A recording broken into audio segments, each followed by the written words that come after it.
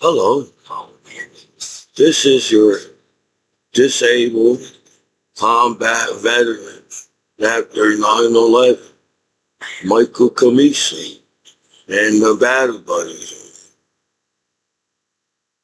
Well, as everybody know, I'm an American hero back home online. No matter what you do to me back home as an American hero, as a veteran, I'm still an American hero back home in America. And that's cool of me. You know, I think the one thing that must have made it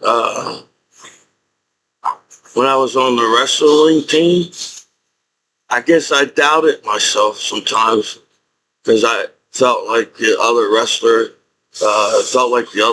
was better than me in the wrestling moves or something. I don't. I just doubted myself when I was on the wrestling team. So if I'm 100% disabled combat veteran, I can't doubt myself as 100% disabled combat veteran after 9/11. So everybody smokes weed on the internet. So I thought that was already solved, but people go out of the way to get people in trouble. And I'm like, I don't understand people. So I don't know how educated you have to be to live in this world nowadays, but if people can't seem to figure it out, it's just because we don't want to. We have the knowledge and the smarts and to us to get along as people, but instead we sit there and what do we do? Everybody for years must have watched my YouTube videos in my hometown, right? State of New Jersey, it's not that the state of New Jersey is not that big as a state, right? And I guess information nowadays on the internet flies. You know, people pick up information faster than they did before the internet, to where how people talk about each other, who we are as people on the streets. So it's hard to be a comedian. I felt like if anybody got my YouTube videos, because I seem like when you try to make something out of yourself, even a veteran, wow, even people are even mean to veterans. And I'm like, wow, what kind of world? You want to show example to the kids? What kind of example we're showing to the kids that we all could be haters when we come up being an adult? So I don't understand people. I try to, maybe I'm trying to be something I'm not back home online because we're all in a streaming world of video making world. But no, you know, when I was a child, I felt like I was a shy, quiet kid. Yes, I don't know. I felt like I was a shy, quiet kid.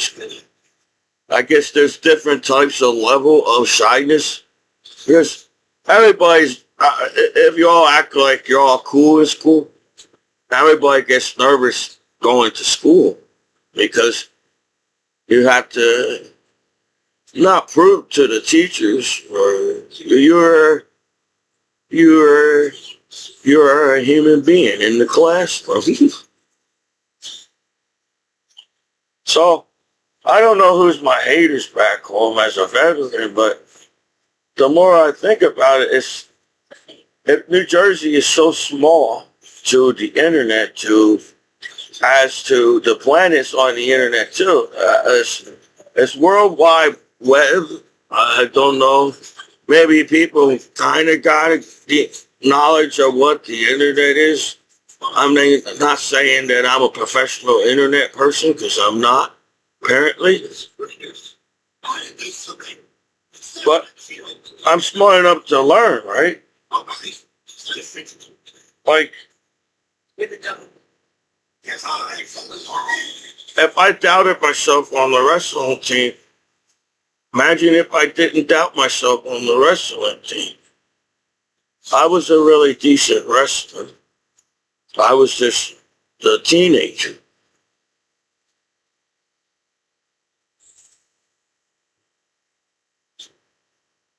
You know, I didn't. I was the shy guy with pimples with glass.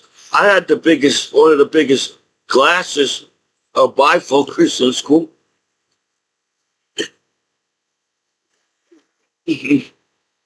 So, you know, once I acknowledged that I was not the coolest kid in the classroom, I was just like, why should I be that? I don't have to be that cool in school. Do you? Do you have to be that cool in school? So I was just really did. Maybe I was like, I don't really think people understand Commiso. I'm like, why?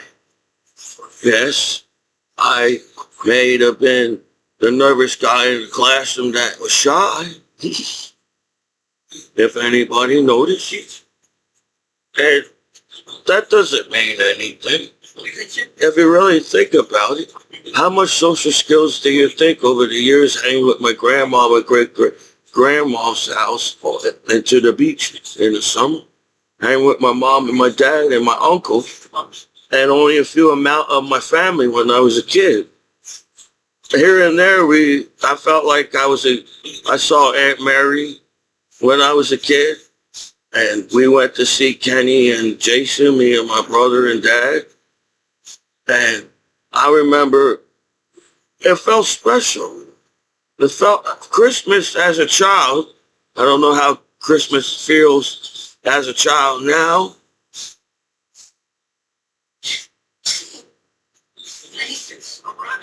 but I felt special. Like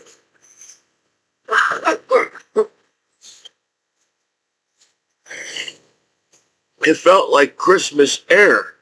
There was cold out. There was snow. The snow looked like real snow. It felt like snow looked real back in the day.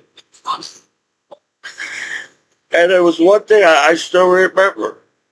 And somebody was, I forgot who it was, but like Aunt Mary said, I got a Stretch Armstrong for Kenny or somebody, think it was Kenny. And I said, wow, I want a Stretch Armstrong. And I'm like, wow. Wow, I didn't know if my dad noticed that I liked the Stretch Arm toy. Because, and then the next thing I noticed, you remember them toy cars you could drive when you was a kid? Oh, wait. Apologize to generation kids now that don't know how to have fun in the world. That's how hard and uptight the world is. And I remember it was a red car. It was a red car. It had some kind of roof. I was a little kid once, and I fit in this little car. And it had a little roof thing, I felt like. And this thing had power to it. As a child, you didn't know things could go faster than the car. As a kid, the toy car. But it was fast enough for a kid to say, wee. They say, wow. And I drove that thing all the way to the corner. Oh, and it's like, wow. Wow, my brother was around me. I felt like we took turns driving it. But I was like, wee. I was cold, but I didn't notice the cold as a child. I just noticed I was in a toy car, and I smelled Christmas air, and felt Christmassy all the time. That's why I don't know if you noticed, but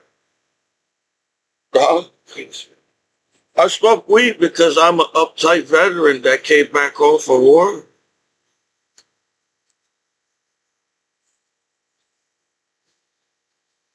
You know, because I was an uptight student in the student land world.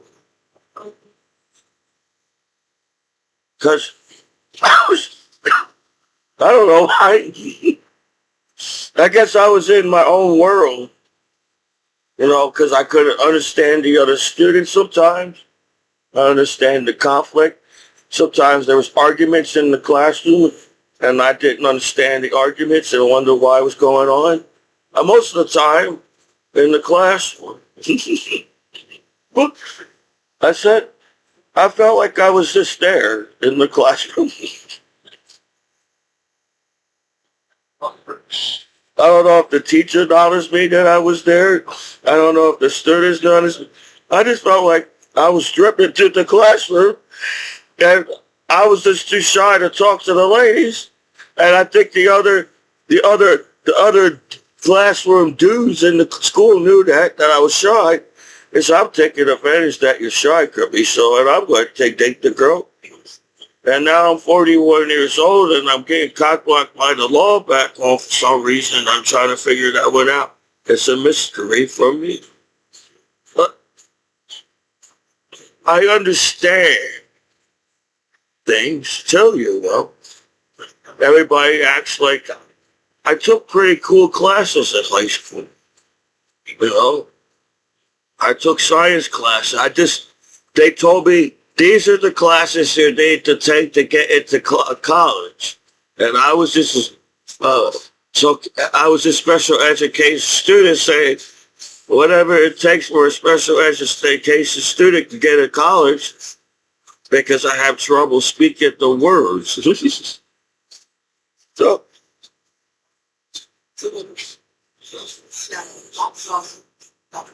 maybe,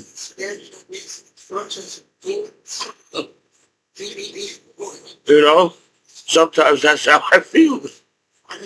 I try to understand the world so much, I don't want to understand no more. But I understand things. Maybe I'm meant to make YouTube videos because everybody acts like, sometimes I feel like people speak to me like I don't understand science. But I took science classes in high school, and I kind of got an idea of there's an outer space on planet Earth. Once you realize, as a human being on planet Earth, that there's outer space on this planet Earth, think about it. We have a perfect balance of life in outer space, and the first thing we all do is destroy everything. So since everybody has no balls to claim that they know what billions of nudity is, you allow good people take the fall for the internet when you know that I just came back from war. I'm trying to understand my family. I'm trying to understand my friends. I really like making YouTube videos too, where I'm letting out my feelings. Commiso was a shy, quiet kid at school. I didn't get to talk as much as everybody else in the hallway did. I just freaking I said, I don't know.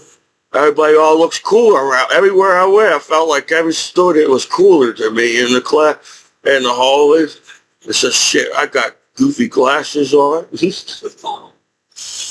I tried to dress myself in high school, and I felt like I did maybe C average of dressing in high school.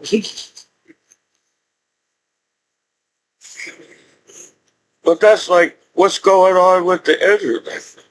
We judge each other just like that in high school on the internet. So we don't really have time to get to know each other as life on this planet no more, because we all rush to a conclusion on each other, assume the worst out of each other as people. And the internet, I feel like people have been on the internet long enough to accept each other as people to be on the internet.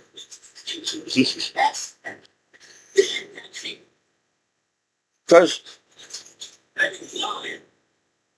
I'm a special student. If anybody noticed that so far, I got hit in the head a lot on the wrestling team. But before that, I was they put me in special education class. I felt special for some reason.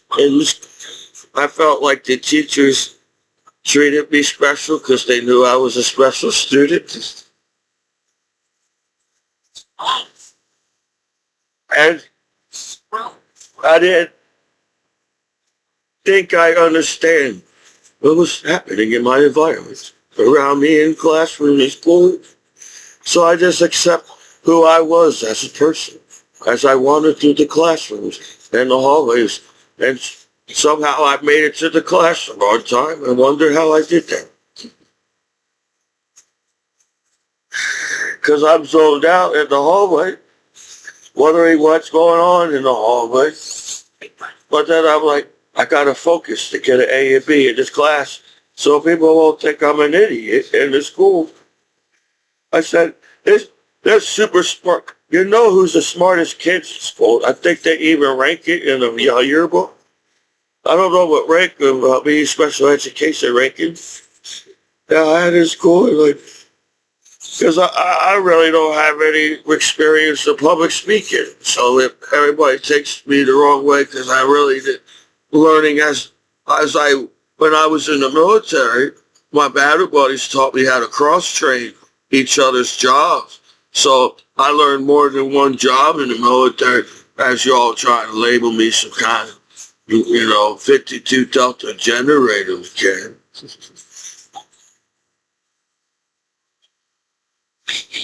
I was more than that, than a 52 Delta generator mechanic. I had eyes behind my back of my head when I was at war. And I was cross-trained in I wish I cross-trained in every mode. I never got to weld metal. I thought, man, these battle buddies are cool. They welded metal together. I would have welded metal together if they taught me how to weld metal together.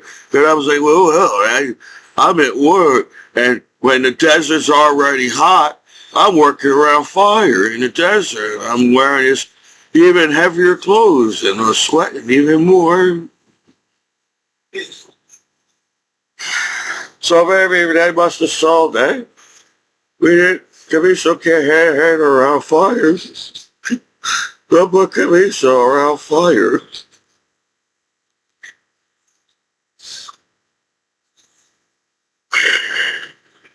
Because I was by, so I was even, so when I was having experience of past life to now and present at the same time in my mind right now, that's Commiso.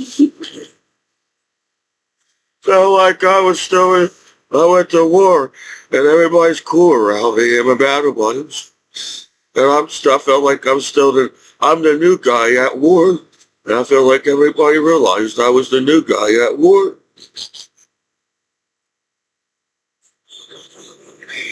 They said, where's Commiso at? And I felt like, well, maybe they forgot about me, the conflict. And I was wandering around the base. And I said, where's all the soldiers at? I only see a few soldiers here and there. And I said, well, I went to the PA. I wandered around the base. I worked out a little bit. There was a gym there. Saw some TV.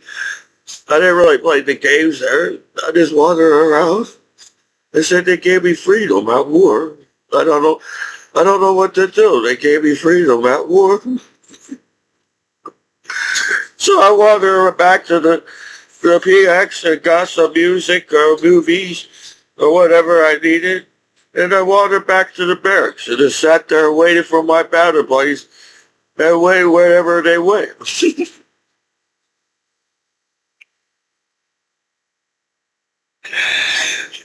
And when the battle buddies came back off of the convoy, and I was like, the movie A Pony and a Dynamite, A Pony and a Dynamite. I was that guy. He was at the prom. Pony and Dynamite was at the prom, and his date went over to the cool crowd. His date, and he was like, Dave just looked at him. Was like, I'm not going back over there.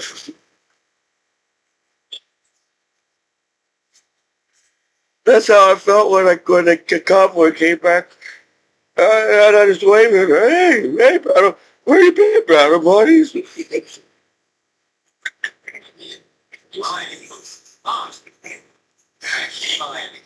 So now, I'm here now, in this world of Matrix. Yes, not a lot of people can understand the Matrix as I can. But I can, even if I don't feel like I don't think I ever really had the internet world. The internet came to my world, if you think about it, because I was just trying to chill on the internet. So I felt like, well, internet is not as uptight as everybody makes it seems as it is, to where I'm like, I understand things as a veteran. So when I was in school, I must have had some kind of, I don't know what happened when I was in the military, but I felt special in the military. Maybe sometimes battle boys they get head to head or get along here and there sometimes, but eventually the battle boys got along together and somehow together. So the civilian world, I don't understand the civilian world. And I was the special education student that accepted the world as I see as it walking down the class to the classroom to go into war and say, what the hell is wrong with everybody in the world? So I'm back home in America, and I'm like, I still don't understand, because life is not that complicated. Even nudity and sex is not that complicated as you make it seem as on the internet nowadays.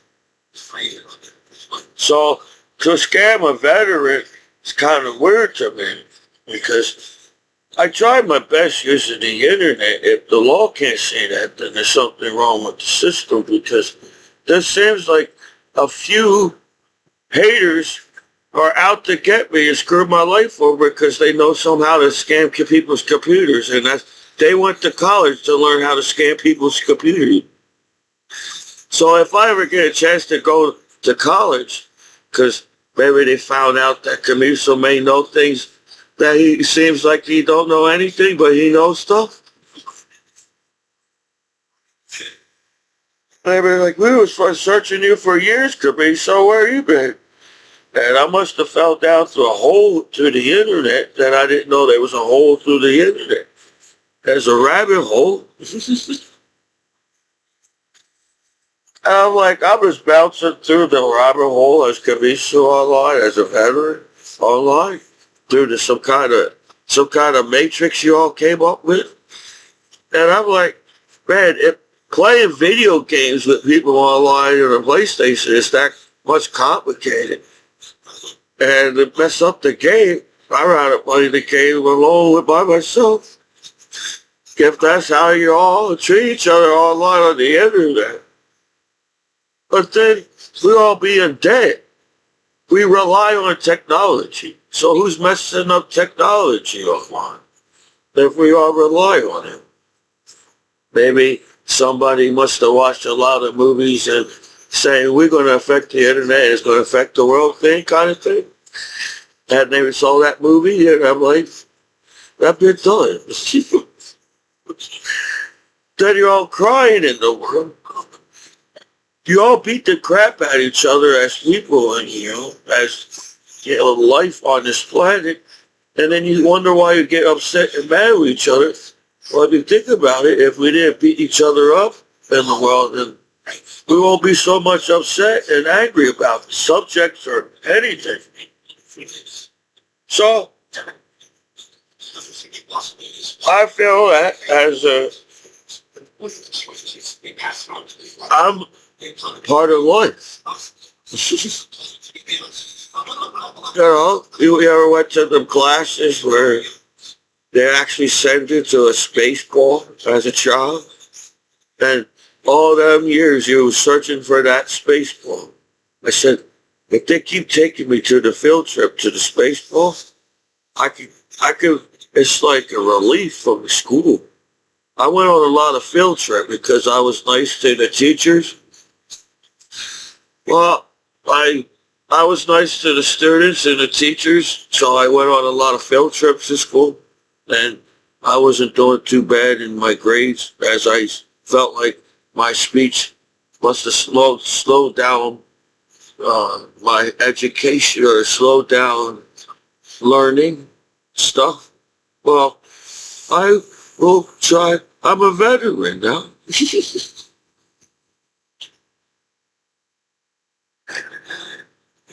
Maybe I was so good, I knew who I was as a person. Even my battle buddies couldn't understand me sometimes as a battle buddy. And I didn't mean to be that as a battle buddy. I didn't mean to be so complicated trying to be understand as a battle buddy. And if the law, my hometown law can't understand what I went through to put me through some other kind of bullshit I'm trying to figure out. I don't understand how hard it is to keep the internet safe for everybody. But somehow I feel like I was compromised as a veteran, and you all figure out, and the few haters tracked my computer down and decided to hack my life as Commiso online and slow my life down online. So that's not cool to do, to anybody online nowadays, if you think about it. You all saw that I was dancing and singing in the videos. I was trying to bring the happiness to the world as Commiso, as a veteran, because I'm a veteran. I understand there's conflicts, but I don't understand why there's conflicts. Then I'm saying here, when are we going to be... I feel like the caveman got along better than we do nowadays, when caveman didn't understand what a caveman was as a caveman. So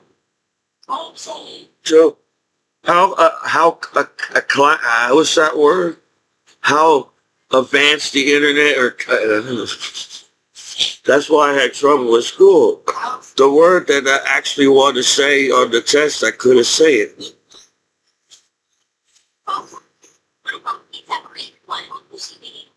I guess I'm somewhat trying to, maybe I should learn math again, but I got the math numbers in my mind, and I just didn't remember all the answers that I took when I was in school, like everybody else does in the world. But I'm a really good guy. I have a good heart. It just sucks that how, I guess, was it politics or the media, how people are all uptight online because all you guys do is spy on each other 24 hours a day of each other, hacking each other, and I'm like, how the heck we're going to get to know each other like that by just spying on each other 24 hours a day, hack, or monitoring each other as they... I think we did enough monitoring on the line to understand there's people on the internet, at least. When I was a child in New Jersey, or Ewing, I just was happy that I got to hang with my younger brother. I always felt like my younger brother was cooler than me. So I felt like my younger brother must be hanging with the cooler kids on the block. But I don't know if I fit in. As you all, it make me feel like I don't fit in back home as a veteran.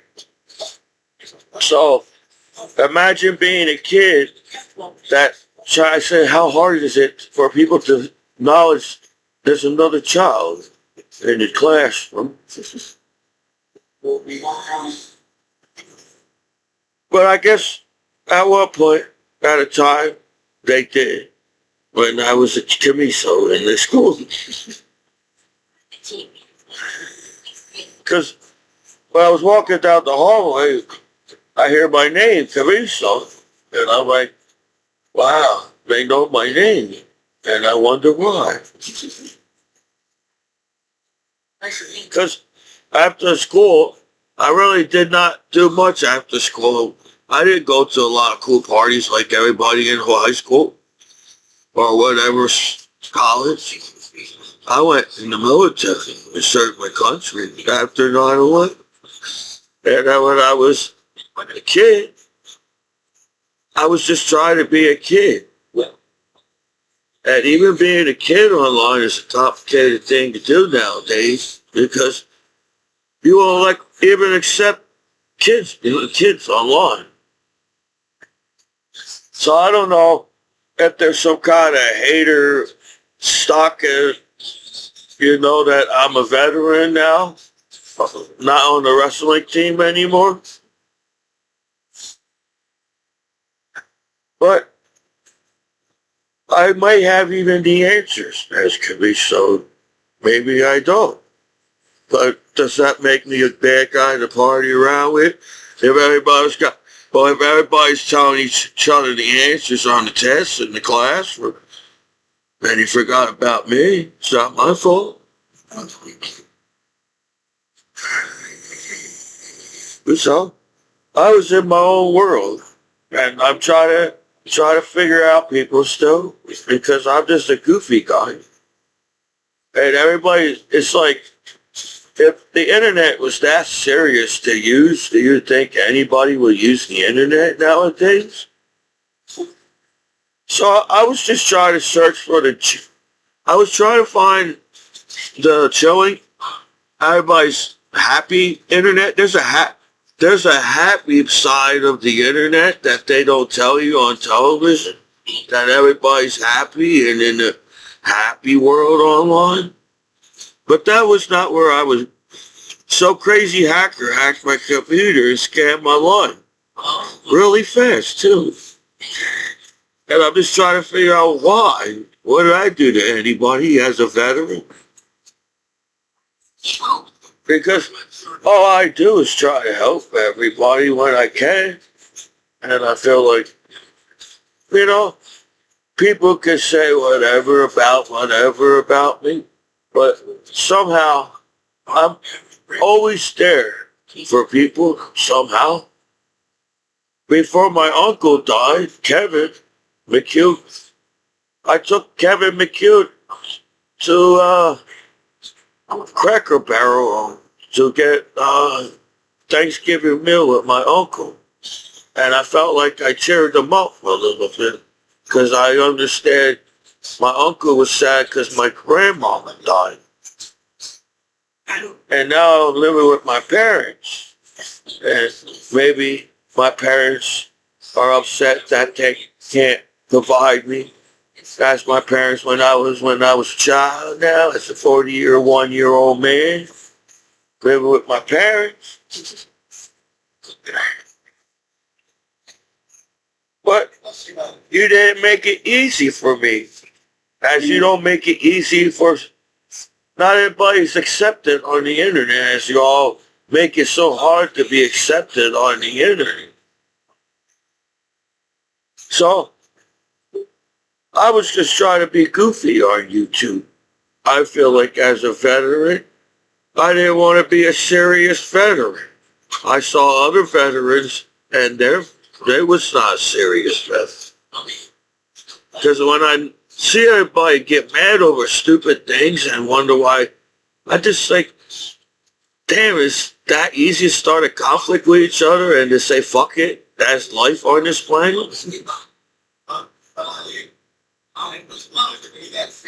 So, I want to step forward in life. It's not my fault. People decided to call me a name online and bully me and say I'm not good enough to be whatever image you all put on each other as people nowadays on the internet. So as a Commiso veteran, I guess have to set some image up. I got what it's not. It's like, damn, I just can't believe that there's jealous people. And yes, maybe I can admit that I get a little jealous. If I like a girl and I get jealous a little bit, I can admit that. But then realize I'm 41 years old. I have to think, if I have to figure out outer space because some reason you all sit there and like outer space, it's not above us. But outer space is, I guess, I think I understand relativity than everybody thinks I understand relativity. Because everybody's like, we live on a big planet as people, and our planet can take things from outer space. But then you realize how small we are as a planet and how our ozone area, I feel like, only holds oxygen. Our ozone layer only holds oxygen compared to how huge outer space is. So if something's coming here at speed of light, I wonder why things are. I just feel like we need to chill out on the internet. I wish the law chills out on the internet. I feel like people now in the world know that there's law on the internet. But then there's a side saying, well, I think it just sucks that there are actually people that will screw your life over on purpose. You know, because and people took me the wrong way back home as a veteran. It's just like, I feel like people did that on purpose. Because I'm still Commiso. I'm just a veteran now. So I tried to explain things to people. Maybe, but I have to explain things to people that I'm smart? Or do I explain to myself that I'm smart? Did I have to prove as a student that I was smarter than everybody in the classroom? When I was in school, I didn't really acknowledge the grades that I got in the classroom. I just looked over it and said, oh, okay, that's good. When I wasn't a grade student, I didn't acknowledge, like, I know there was grade. I was just trying to, I would think that I don't know what I was doing in school. Listen, maybe if I get A's and B's in schools, everybody can leave me alone. And then when I can prove my parents that I'm smart because I got A's and B's, I can prove my grandmom and I'm smart. You know, my great-great-grandmom and I'm smart. My brother, I'm smart. And I got A's and B's. But I didn't really. But now I feel like I need to be smart because it seems to me everybody set each other up on the internet over everything. And I'm like, damn, I don't understand. We accomplish so much on this planet as life just to destroy it. I don't agree with that. That doesn't make any sense to me. So if people read books about, some people predicted how the future is because there was a negative person. Whoever wrote this book was the negative person on future. It said, if everybody just hate each other in the future, this is how it's going to be. Well, I think that would be common sense. And I'm like, well, if we invented all this shit as landing on the moon, and I just don't understand. I don't understand. I don't want to talk straight to people. I never learned how to talk straight to people. As Commiso.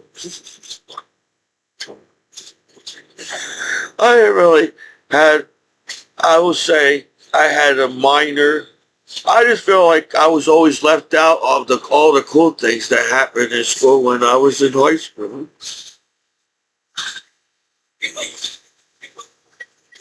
Where I'm like, you know what?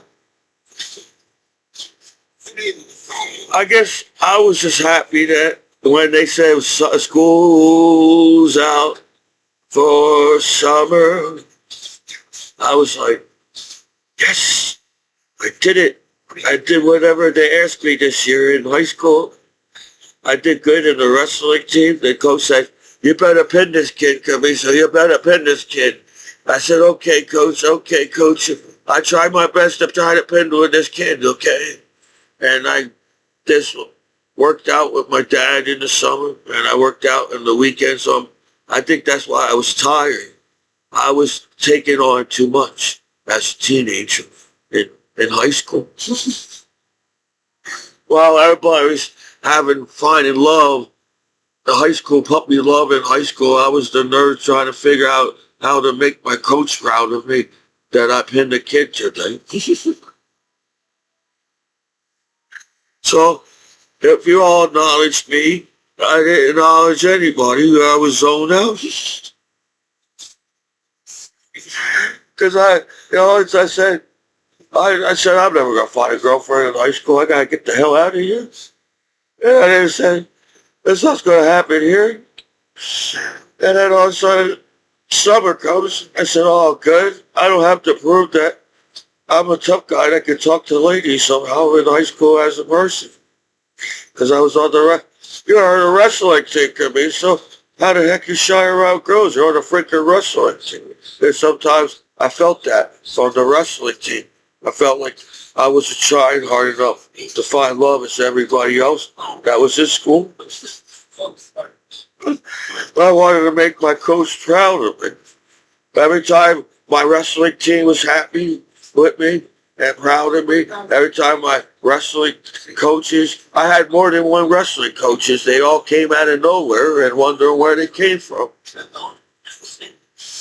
So one wrestling coach taught me this, this other wrestling coach taught me this, and I got confused because there were so many wrestling coaches, and I tried to figure out which one to listen to because every coach is yelling at me.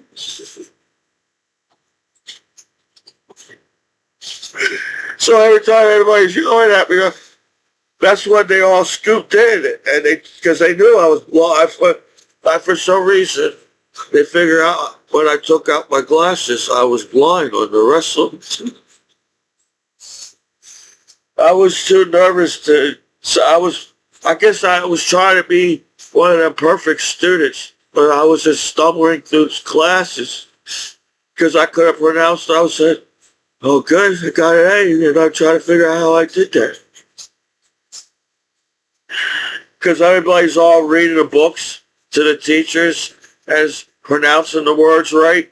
And every time I was sweating, I said, I know they're going to pick me one day. They're going to pick me. All right, Commiso, read this out of the textbook.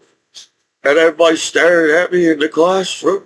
And I said, why are you all staring at me? Oh, I got to read something out of this book. So when a word came up that I didn't know how to pronounce, I just tried to blend it in through the sentences. I don't know if anybody noticed it. And he's all right, Commiso, sit down. And I said, that was hard as hell. I said, I hope the other classes out there is hard when I go because there's more than one class. This is cool.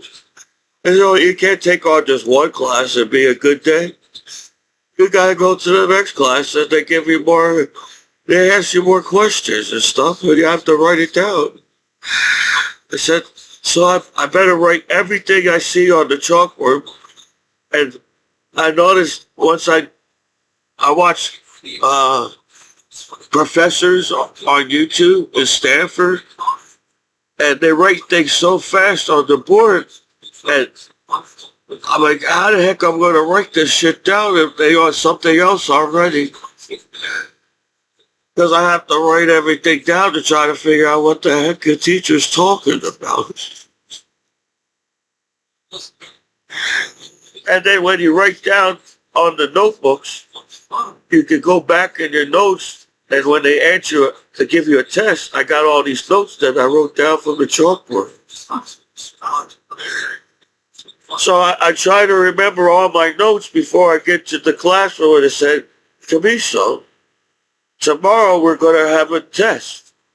And I said, oh, crap, in my mind. I wanted to say, oh, crap, out loud. But I said it in my car, oh, crap, they're going to give me a test. And since I came back home as a veteran, seems all people do is give me tests back home. And I'm like, I miss hanging with my brother and my mom and my dad and grandma, going great-great-grandma.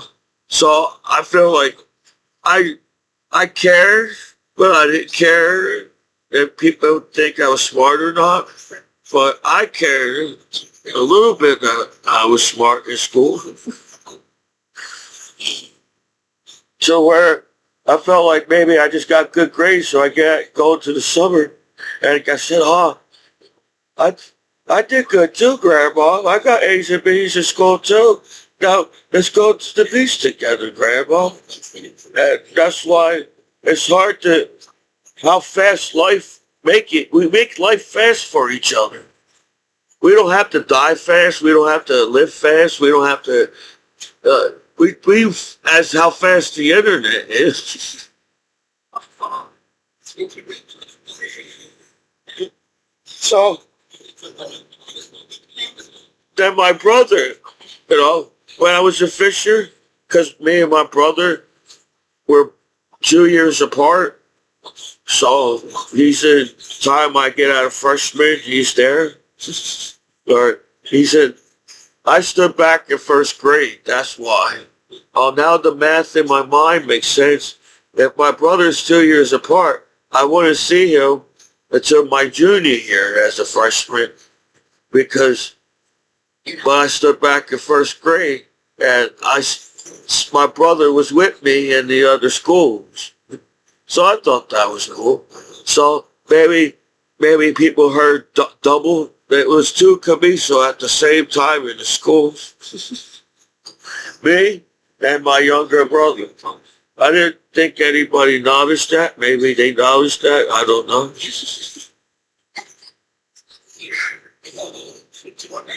But I was the shy, quiet kid. When somebody came up to ask me, do you know anything about magic? I'm like, no, I didn't get a chance to learn that yet. It's cool. I said, I know Pokemon cards and stuff, but I got some magic cards now. But I was more like, I can't wait to get to the beach. Oh, maybe that was the first time when I collected my Pokemon cards. But we somehow come some kind of allowance. Somehow I had some pocket money as a child somehow. I was a paper boy. Oh yeah, so I'm coming clearer now. I was a paper boy and I had pocket money when I went to the beach. And I bought some Pokemon cards. I even bought one of them beach shovels. I beat one of the beach.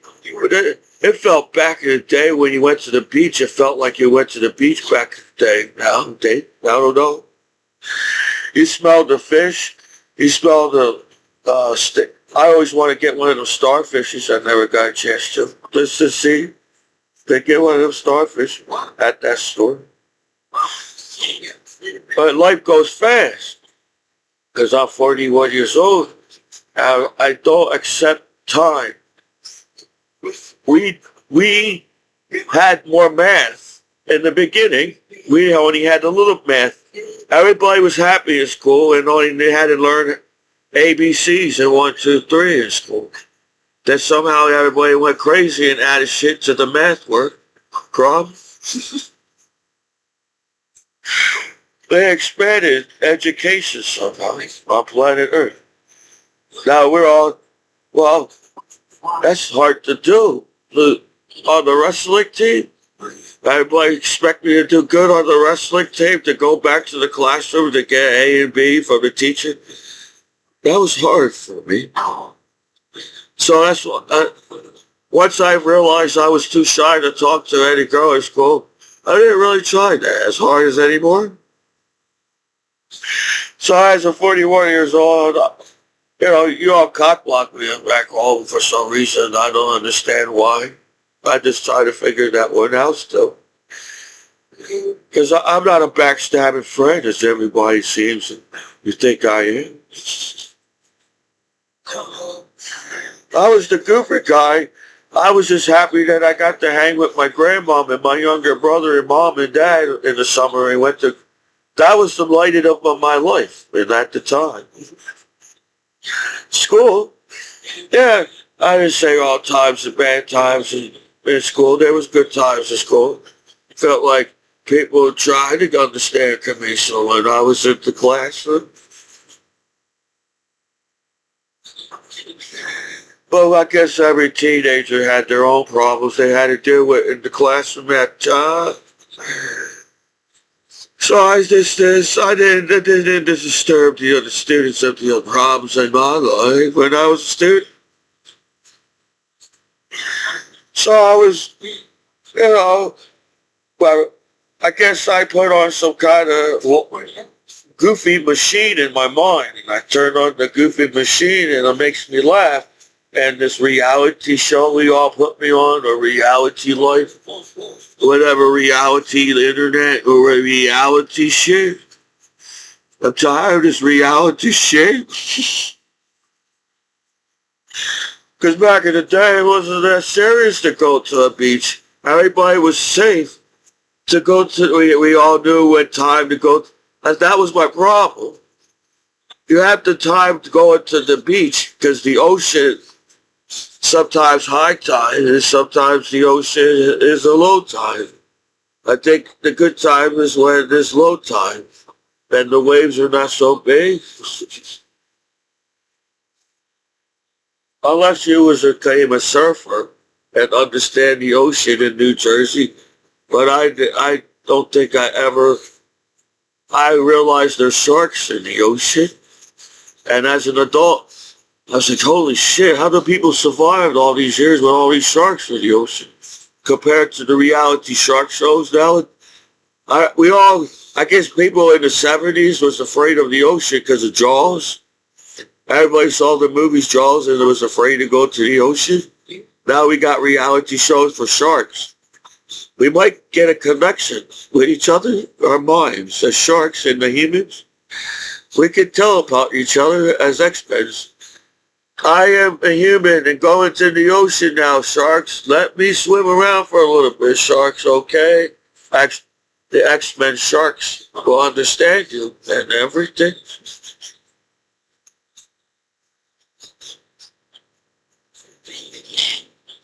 And then, if you really think I explored the internet as you all think I just try to figure out the world, just try to show me. Because everybody seems like they got a smile in town on the internet. Trying to find my smile back home as a veteran in this Commiso. Because life shouldn't be that serious. If I don't understand things, but I do understand things to a point to where as Commiso, I don't know. I felt like I was a decent, smart student in school. I don't know. I had pressure in my life my whole life, and I decided to join the military, add more pressure in my life. So, as a shy, quiet kid in school, I went in the military now, as a veteran, over the years, as I'm 41 years old. That's why I don't accept time. Sometimes it feels like my mind shuts off. I have a thought in my mind and the thought goes away. And another thought comes popping in my mind and I forget what the other thought was going on. And that sometimes happens to me. So maybe when you get hit in the head, that's relativity. When Albert Einstein, when you get burned on a stove, it feels like you got burned for years because it was the fire of the heat is so hot, you're still burning from the heat from the stove. That's why it feels so long. When you say, when you talk to a beautiful woman, it feels like time went so fast you don't know what happened. Because you're always zoned out you're all zoned out, and puppy love in the eye. You don't realize time going by you as puppy love in school. So you don't realize time goes by because you're not focused on the time. You're focused on the woman that's in front of you. That's what Albert Einstein said. So if you get hit in the head, as there are waves, I realize I watch Star Trek movies. I hope I'm not defending the nerd worlds. I hope I'm not defending the nerd worlds. Any type of nerd worlds they are online, because I don't know what type of nerd I am. What? What did I say? I forgot what I was about to say, because I had to focus on everybody's feelings. That's why it's so hard for me to, as a unsocial, somehow I survived that war with my battle buddies.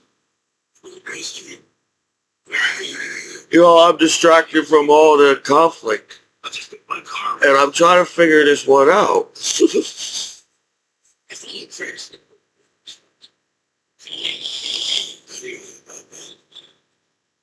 My father. Whatever. That's so. I think sometimes my mind needs to take a break because I think maybe as a student I overthought things as a student. I must have overthought things when I was a battle buddy.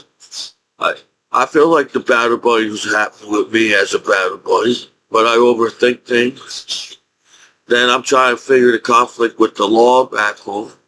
I apologize if you took me the wrong way, but I feel that it sucks that everybody believes that everybody should be on the cop show in America. So either way, the system's going to grab you and screw your life over, and then you have to try to figure out how to fix it no matter who you are as a person. I don't think that's America. We're never going to get anything done by arresting everybody and getting everybody in trouble in jail. That's when the economy goes down. So if that's what you're trying to teach people, crime don't pay, then why do we deserve to watch any crime on television?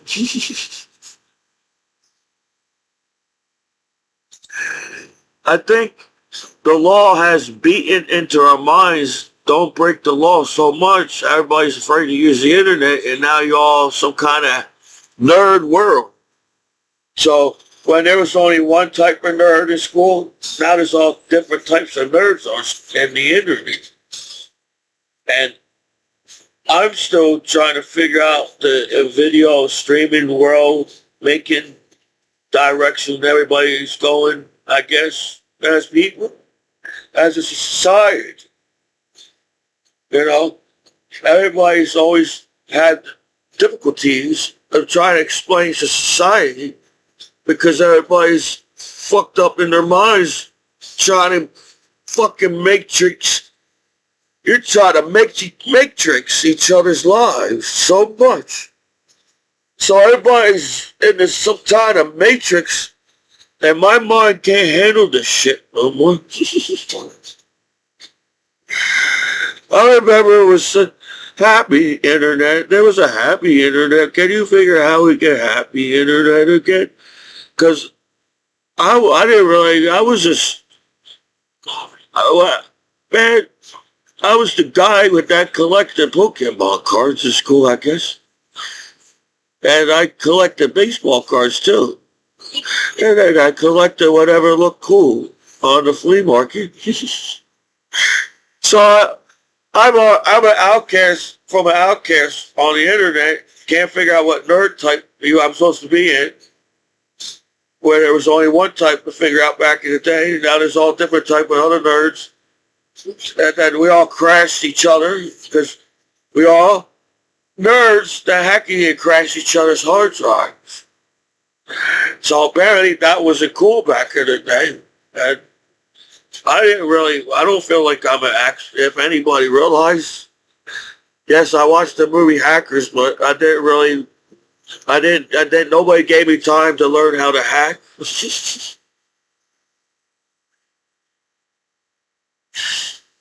So, if you all like in some kind of world trying to explain to a human, that's a Commiso.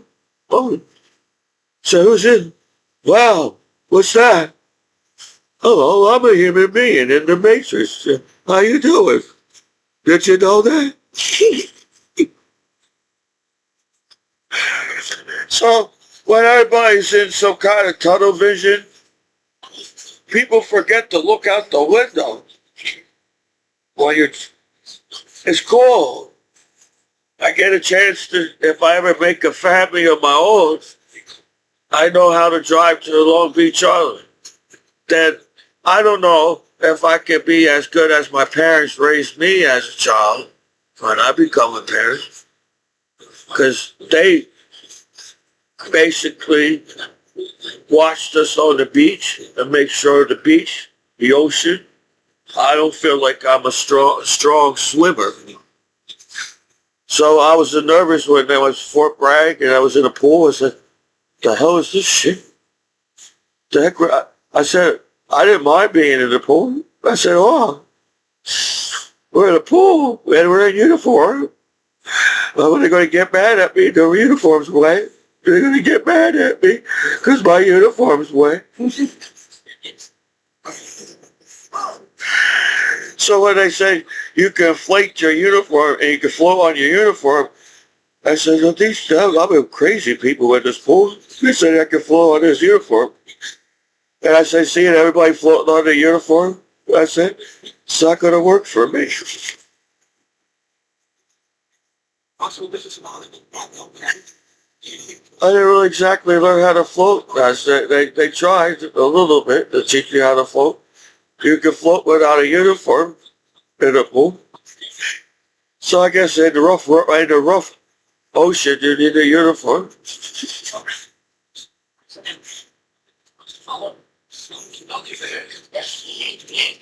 So all this training is going through my mind and all this other training and training.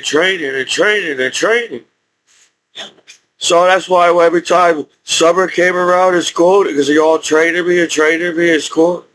Because college is so hard. I said, shit, how the heck is so hard to get into college?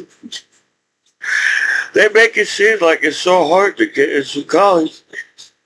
And so my senior year, I freaked out. I said, they're going to make me a captain. I know it. I wasn't even doing that good wrestling. I felt like I wasn't winning as much as I was as my freshman year. And everybody, oh, we know that you're Commiso. We're going to beat the crap out of you because we want to be on the newspaper or something, wrestling Commiso or something. I didn't know they put wrestlers in newspapers when I was wrestling.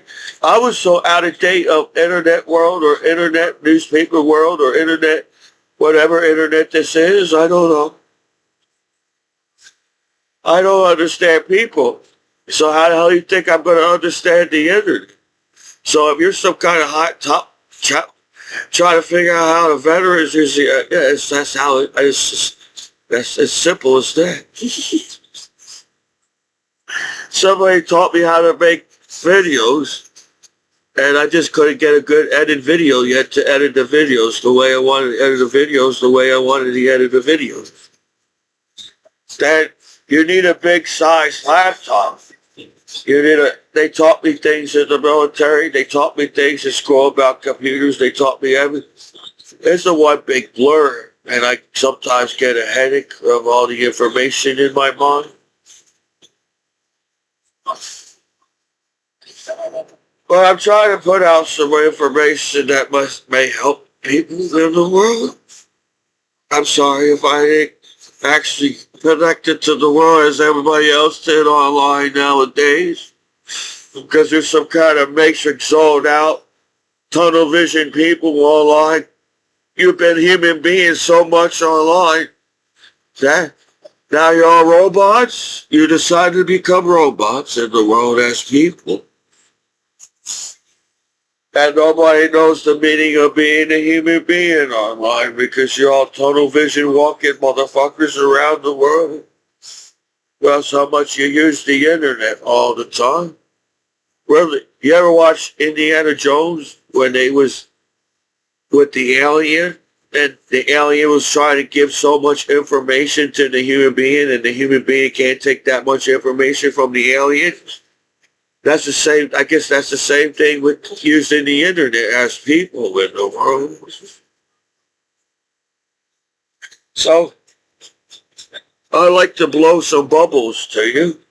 And everybody, as an adult, you're not allowed to say blow bubbles as an adult.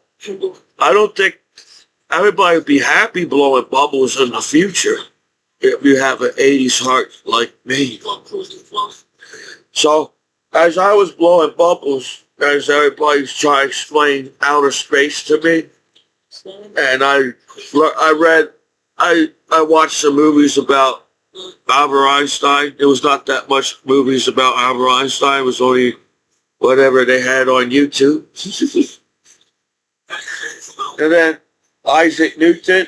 I watched the Isaac Newton as he figured out there was gravity when an apple fell on their head. I said, it was cool that they had teachers back in the day because if they just figure out that there was gravity when Isaac Newton, does an apple fell down from trees long before then?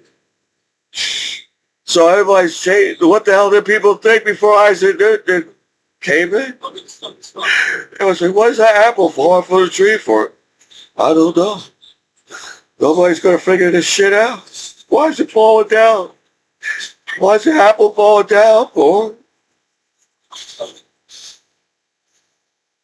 So when I was trying to be like Albert Einstein or Isaac Newton, and I was blowing the bubbles, and when they teach you how to take an essay, I guess they was trying to teach me how to take an SATs in school.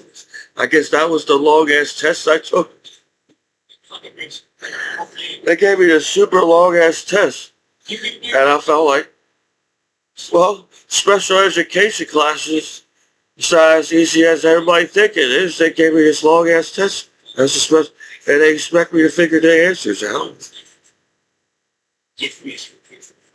So, I guess they try to confuse you.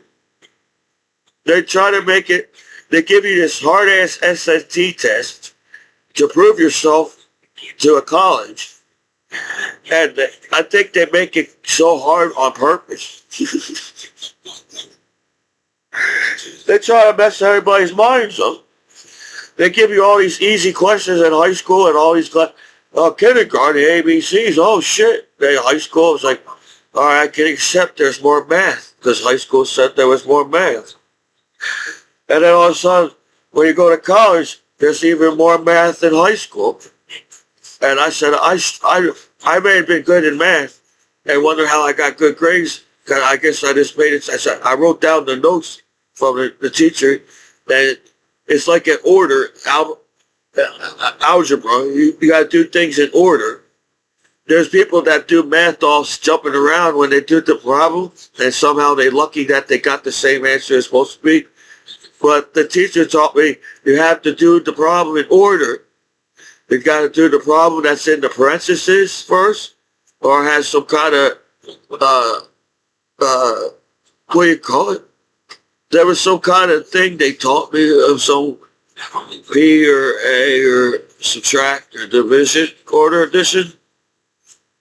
So I asked questions. I felt like this teacher, it was my business teacher. He was an older guy. And I didn't focus on all the whatever conflict that was going on in the classroom or if I was cool enough to date a girl or not. I was shy anyway. I actually focused on the math problems trying to figure them out. Listen, the teacher, I asked questions, and the teacher said, "Oh, this is why." And the teacher said, "This is, you're doing good, Commiso, but you gotta pay attention on this certain here and there kind of thing." Well, I guess I understood algebra. I said, but then they got all this other crap that added it to algebra. They gave me shapes in high school. I had to measure shapes, and each side has to equal to the side that's either smaller or bigger or whatever's going on with the shapes, man. So, well, I was thinking of, when people look at bubbles, it's just a child looking at bubbles and being, wow, that's cool, there's bubbles in the air. But I'm not a child, no. I'm an adult, as a 41-year-old.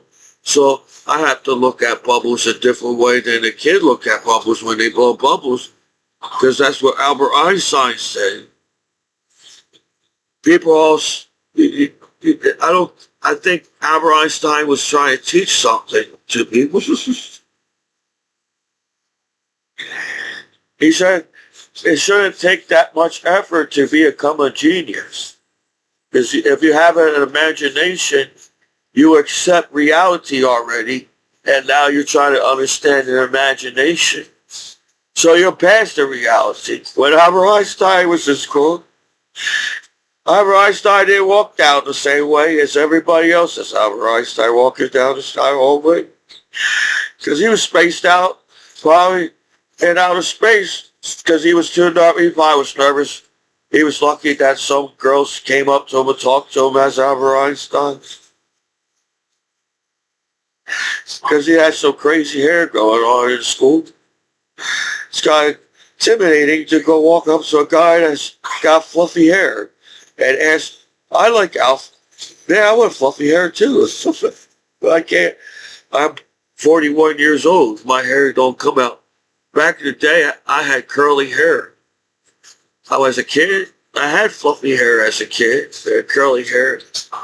But now my hair grows all over the place. My hair don't grow. Maybe I got hit in the head and the hair moved somewhere else on my head. But when you look at bubbles, I thought I was looking at outer space at the same time. I saw some of the movies that they made about Albert Einstein. So, if I become a professor in college somehow, and I tell everybody, get your bubbles right now, and sit down, get your bubbles. And I tell every student, blow bubbles. Maybe I blew the bubbles too fast, but I'll show you again. What do you see when I blow bubbles? Don't it feel like you're going through outer space when the bubbles goes to the webcam? You're traveling through outer space. I do it again. When I looked at the bubbles, I saw outer space through the bubbles. Maybe I got some stoners that understand me in the classroom as a professor. Maybe you need a little more weed as a student in college to understand my bubbles experiment.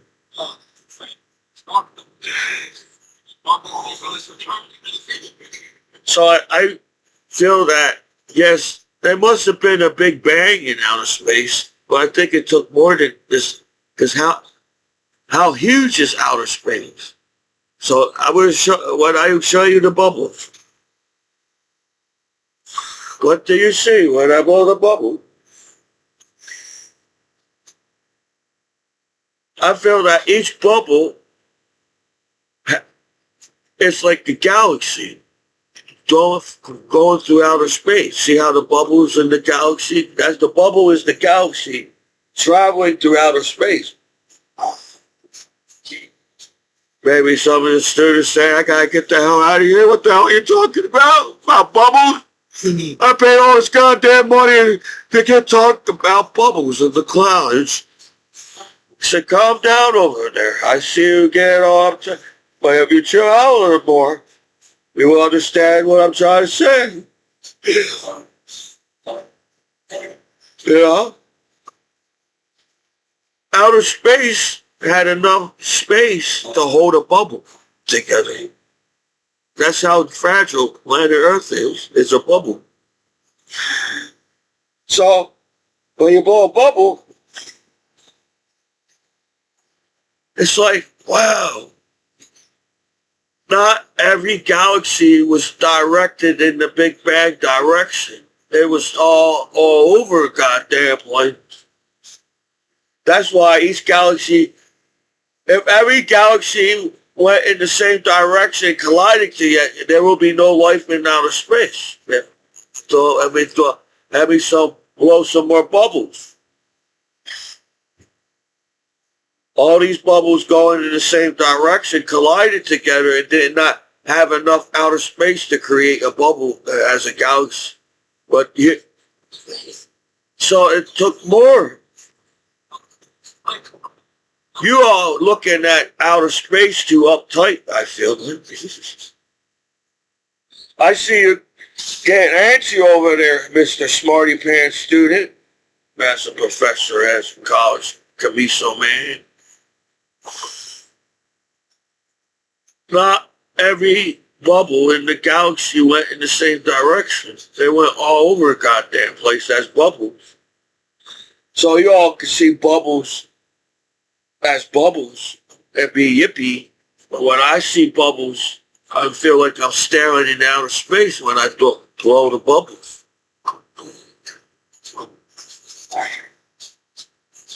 See? There was no gravity in outer space as there's no gravity now. So you all think Big Bang was like, damn, they all had the chance to expand at the same time at the galaxy. It was like a sperm. Only one sperm could get somebody pregnant and have a family. So only one bubble was lucky enough in outer space to have outer life on the planet. Because all the other galaxies was having problems because we all know how much oxygen it takes to have life. We know how fast the planet has to spin.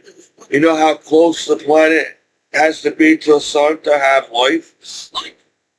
We're in a perfect balance where there was no perfect balance.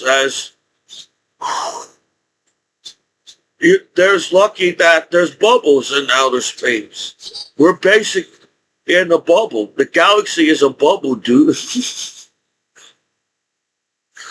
Our galaxy is spinning so fast that it's not part of outer space, but still, galaxy is still part of outer space to a point where damn, our galaxy protects us from a lot of shit, dude.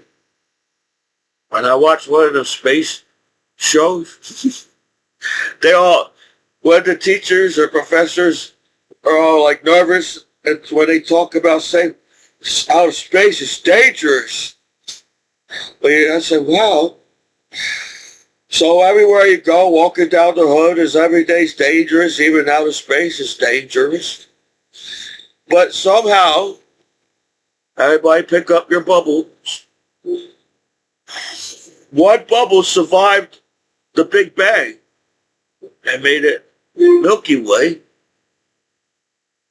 That Milky Way had to dodge some kind of heat in outer space if you think about it, because how fast the other bigger planets, nobody can live on them planets because of the gravity so advanced. No life can live, how fast that planet's moving, no life can live on that planet. Then I said how small life can be on that planet, if there is any life on that planet. That life won't survive outer space because they're so used to that gravity pulling them down. They won't survive the gravity or no gravity in outer space on that faster planet, I feel like. So while you all sit there trying to take away your kids' bubbles because you think your kid's not cool because they blow bubbles in the backyard, remember, not every kid is looking at the bubbles as you think they're looking at. Don't you watch Rugrats? I'm a 80s, 90s kid and some kind of shit. What the fuck happened, guy? Everybody was happy in the 60s. Everybody was happy in the 60s. Everybody was happy. And Michael Jackson was, yeah, I see that little kid was super happy as Michael Jackson in the 60s. What the hell happened? So, but you all be uptight judging each other because you're some kind of, have to be some image as an adult. Remember, not every kid is looking at the bubbles as you think they do.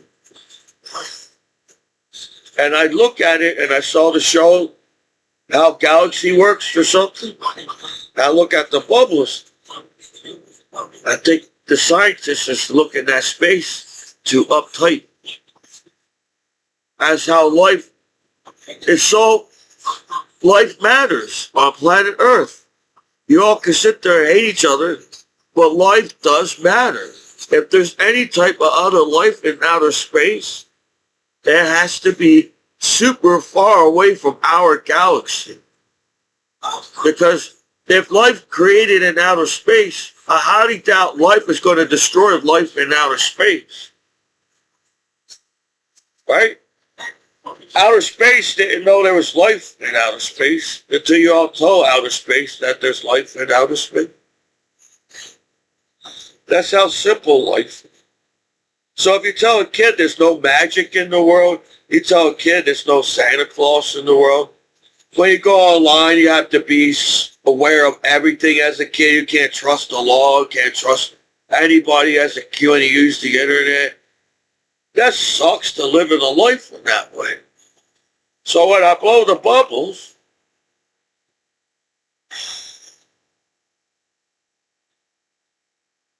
it's like life happens. As the bubbles, all the other bubbles had popped, and this bubble is stuck to this bubble thingy. And I think that's what happened in outer space. We just lucky that we landed in the right spot in outer space to create life. As there was so much danger on this side of space, there was so much danger and nothing going on this outer space. Outer space took a breath and then created life. So when outer space was distracted of all the other stuff that was happening in outer space, every outer space left this galaxy alone, and we have life on this planet. So when I tried to figure out, well, the law monitoring the internet, the law is responsible to be the internet safe, right? But when you throw the bubbles in everybody's faces, you may not have that imagination. I see there's something different going on when the bubbles pass through the webcam. If we're moving at the speed of light in outer space and we can't figure out the math on how fast we're actually going in on this planet, because I think time happens too fast. Just because the sun and the goes up and down don't sort of determine how old I am. So gravity has a lot of doing of our age. Our gravity is pulling us down all the time. So whenever Albert Einstein was, they taught me M equals, I understood it at one point in time. You forget. We're in a, look, I do it again. If all my students don't understand, I think that's no. Trying to say you don't know what the heck I'm talking about. So one kid sees the world a different way. Now you basically, since you all figure out that that kid sees the world in a different way, that's how much more harder and difficult you will make that kid in the school. Because you know there's something going on with Commiso in the class with the bubbles. I wish I could have brought bubbles to the classroom and we all could have chilled and calmed down because everybody's uptight about the test. Some of the teachers, they gave me food. They gave me Spanish rice.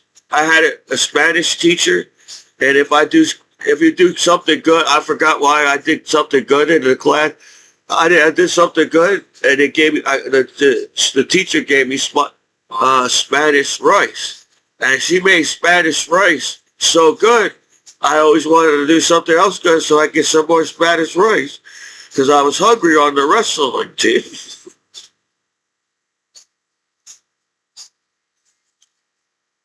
A few other teachers did that with me. They gave me some cookies. Remember them Christmas cookies? When holidays came around, they said if you want to bring in Christmas cookies for everybody, you can bring in Christmas cookies in the classroom. So sometimes I try to bring in some Christmas cookies. My mom helps me a little bit on the Christmas cookies. You know, the ones you have to bake from the shop, right? And if you cook the cookie right, it's softened up, and it's like sometimes you get the hard cookie, but I was just happy that I got cookies.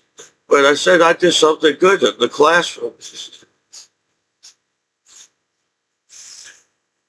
So as a veteran, you know, I feel that I acknowledge that I like cookies when I go to the show store. I don't know. I hope life is not that hard. If the law themselves know that kids use the internet, that's soft. Because life shouldn't be that hard.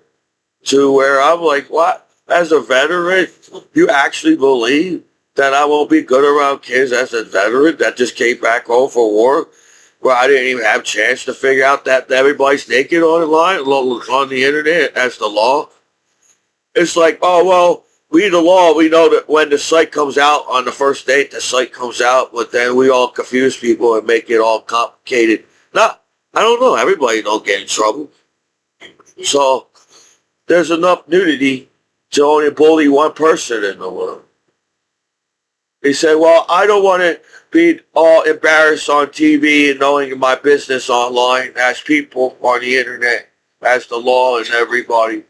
But we're going to do it to a few people online and see how much they can take. And I feel like, you did that because you know that I was a veteran on the internet. I think all the things that happened in my life because you know that I'm a veteran back then.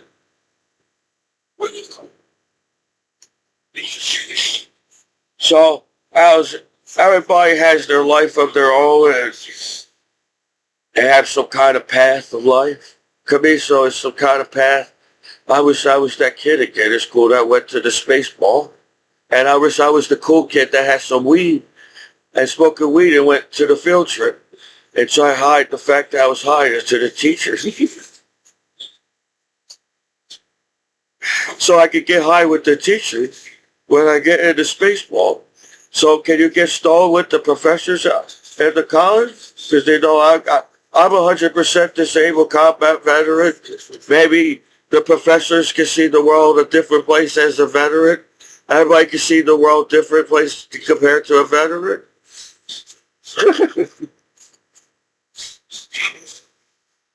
But I don't feel like I am in the path of YouTube hating world. I'm trying to go in a different path.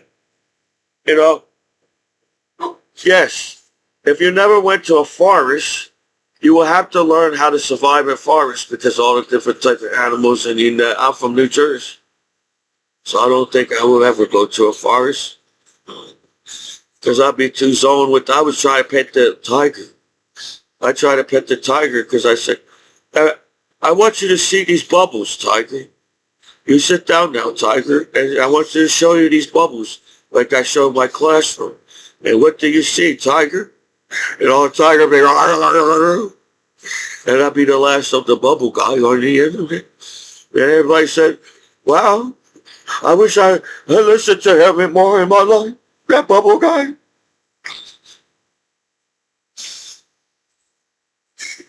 And I'm like, well, I can imagine if everybody knows what the internet is in the world, how hard it is to be a teenager in high school. See, there must have been some type of internet where I was in high school, but I didn't really acknowledge it. I saw the movie Matrix, but for some reason, I don't know if everybody felt the same way. I went with my brother and Gandhi. It was an Indian boy. I felt like this Indian guy was a genius.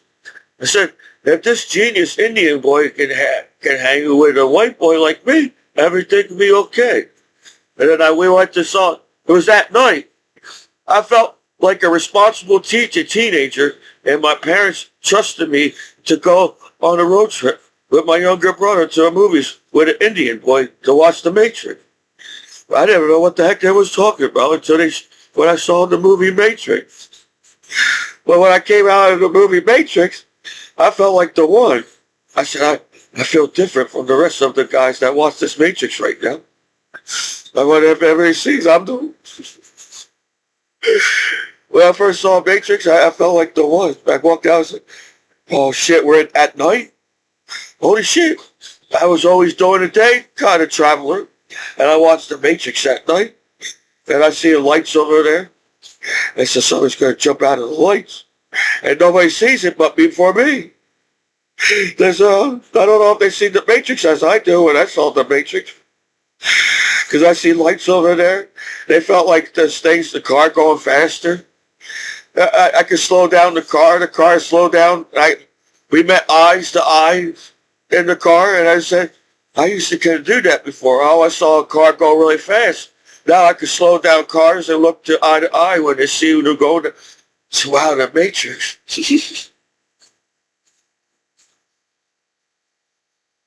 So I had fun. I don't know if they had the same feeling. When I went to school, then I guess I told a few people that I saw the Matrix. I was in the Matrix already before the Matrix even started in the world. When everybody saw the Matrix at the same time in the world, it already happened right when I stepped out of the theater. And that's why I wear sunglasses. I can see everybody. I got to wear sunglasses like the Matrix guy. Because everybody can see my eyes. If I ever play poker, I have to wear sunglasses because like my eyes will give me away. I figure out how to play poker. I have to wear sunglasses because my eyes will give myself away when I'm looking at it. I try to play it off, but so I got nothing. That's how I watch the poker shows. The guy sits there acting like he got nothing in his hand. I said, I wonder if everybody on the show can see his hand, and wonder how everybody, like other people that's playing poker can't see his hand, but everybody else in the world can see his hand. It was confusing at the time when I saw the show. I said, everybody at that table must have known what's his hand if everybody at the show knows everybody's in their hand. So I want to, when I earn a medal, I want to earn a medal. So I try to take my time. I get on people's nerves because I'm moving all slow. Because I try to figure out what everybody's got in their hand. And sorry, this person's got something. And so I got something, but I don't know if this something's going to do anything to the other something. And I really don't bluff. I can't bluff in poker. I don't think I'm a bluffer. So if somebody has a better hand and I'm trying to play this hand, I'm like, this guy's got something better. Do I chance it? I'm going to get out. If I play all this money, I'm going to get out of the game and I won't be in the game no more. But it seems if you stay in the game long enough, it was hours after hours of poker, as long as they give me some beers and some weed and everybody's chilling, everybody was getting nervous. Commiso, what are you doing? Did you fall asleep over there? No, I'm just trying to figure out what you got. So I try to calculate in my mind. Well, if these all dropped out, they're all playing me or something on this table.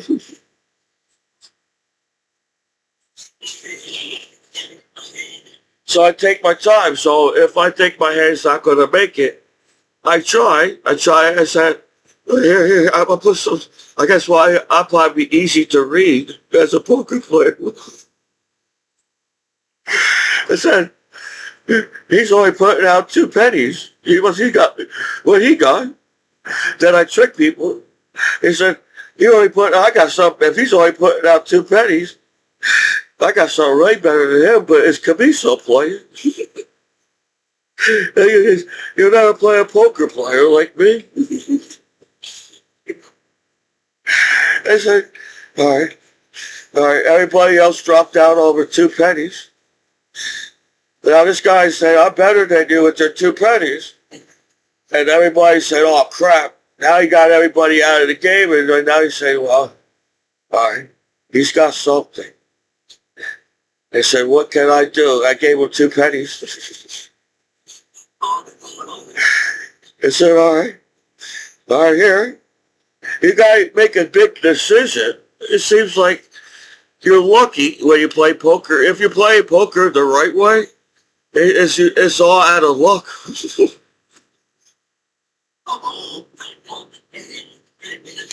If you have the hand or not, if you're bluffing everybody, over time everybody's going to figure out you're bluffing on the table. So, yes, I may not play a lot of poker, but I play some online poker games. Like I watched the show, Poker, and then I looked up online the site. I think that should be on the sites. If the site's on television, it must be a good site to use. If it's not on television, not. But as everybody gets a chance in the world, because you never give a chance to even knowledge life on the internet as life on this planet. So I'm Commiso. Hello. I feel like I was the uptight student on the wrestling team trying to figure out how to talk to the girls, where at the same time I was like, well, I better focus on the wrestling team more. So if everybody feels like, if you all thought I had a lot of girlfriends in life, that goofy guy on YouTube, if you really think this goofy guy had a lot of girlfriends, then there's something wrong with everybody. If you have to be cool to be in a relationship with a girl on this planet, I was the goofy guy in school. I was too shy to talk to really anybody until somebody's, hey, Commiso, hey, how you doing? Who are you? That's how I was in school. I wasn't like everybody, oh, my boy. I was just like, everybody knew me because they saw me in the classroom studying, so nobody knew me on the outside of the school. So that's the kid in school we went to class with. I was the kid hey, that's the kid that was partying so hard, singing Guns N' Roses on the stage, trying to flirt with the girls and get one girl because he's singing on the stage as Guns N' Roses. You ever saw that movie? No. That was not the life of a high school student, of me as Commiso. If I ever went to a party in school, it's because I was lucky to figure out pie was a cookout. Yes, I feel like all the partying we have in America, I went to a cookout with one of my best friends in the summer. And that's really, I made her wander into some kind of party with, so they had some night shows, lights going on, because I was going on at this party. And I went to this party for it, so I freaked out and walked out of the party. And I saw some of the other students say, what are you doing at that house? So I don't know. Because I was like, I didn't know what that was. It was a party. That was a freaking party, whatever the heck that was going on in there. But the most partying was in the military. I learned how to party with my battle buddies in the world. That's the really good time I really learned how to party was with my battle buddy. So each battle buddy taught me different things at the club. Everybody's trying to teach me how to get a girl at the club, at the bar. I should have let them know I was a shy student. That's what it was. I didn't realize it was that serious at the club. The first thing you do, you all chase the same girl at the club and then you forget the experience of clubbing with each other as battle buddies online. I was experienced in the military, but everybody was all uptight in basic training. Everybody's uptight in AIT. And the first duty station you go to is Commiso. They're at the first duty station. Say hello, everybody. And everybody said, who the hell is this guy? We didn't see this guy in training. Where did he come from? And my roommate looked shocked that he had a roommate. And he said, who's this guy? Because he never met me before.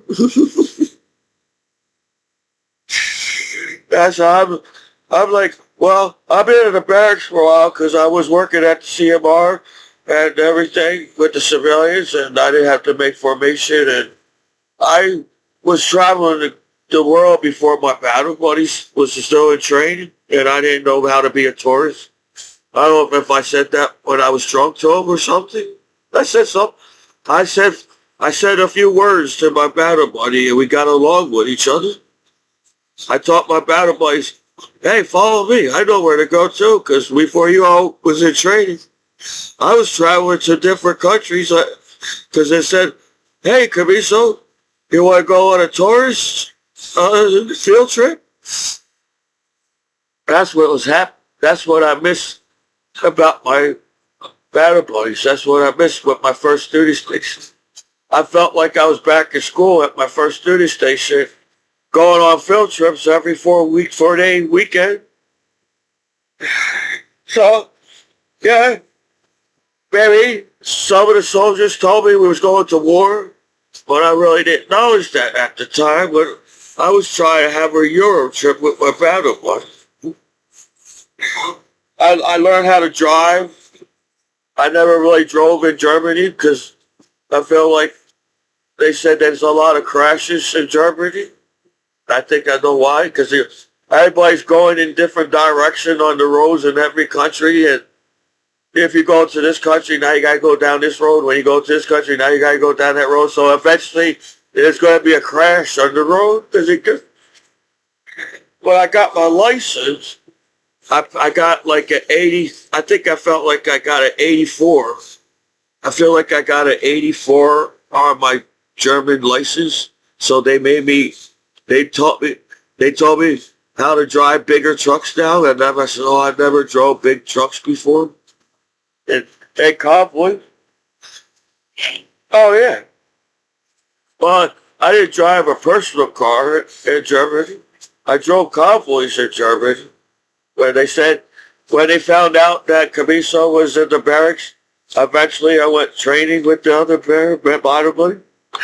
I said, oh, we're going to go down ranges all the time. I just know it. Like basic training. We're going to have to sleep outside like basic training. Oh, I don't want to go. But I've been Commiso in the train I said, oh, so we're about to go back to the barracks again, Commiso, and party like a rock star as an American soldier in Germany. I said, yippee. But they said, all right, everybody collect up your gear and pack it up on the convoy. We're about to go back to the barracks. Everybody, I felt like there was a bus trip to the barracks. I did convoys, but there was also bus trips.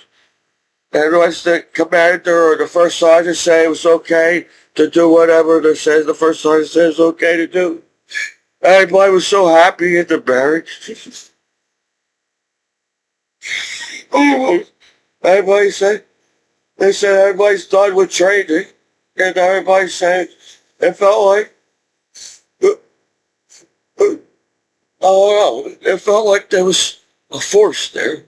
But when you go to Star Wars, it was a happy force with my battle buddy. Because I felt the same thing. When we got done with war, I was happy in the beginning. Before they taught me, we're going to the desert, Commiso. What's that? What's the desert? Brad, what's that? You have to take this class to go to a desert, Commiso. What's the class? Oh, more training? Oh, that's what the tents are? They're going to teach you about heat training? I was from Fort Jackson. They taught me heat training, base training. Commiso, keep drinking water, Commiso. That's what I learned from base training. I said, I know I have to. I know. I like water. When I was in desert, I might complain about drinking water in the desert. I also drink Gatorade, too. I stick in Gatorade. I felt like I lived at the moment kind of guy. You know, ever saw the movies? St. Commiso, you have war. I was the guy that lived at the moment. It felt like the best thing to do at the time when coming out of high school was go to war. No, there's good qualities in the military. Everybody all sad about. You learn a lot of cool things in the military. It's not just going to war all the time. But at the time, I guess they were. You guys joined the military was nothing's going on in the world. Then you can learn so much from military because nothing's going on. You could cross-train in every job in the military and then try to figure out what's best for you, like in college. I think they give that to people that did not go to war. But I went to war and I didn't understand where all my battle boys went. We felt like I was back in high school in our senior year. Everybody's crying because it's a senior year. I understand it now. I understand why people was crying in the senior year. As I miss my battle buddies. Because I experienced so much experience in a short period of time, flying all around the world and everything as Commiso. I'm bored out of my mind. I solved everything on the internet already.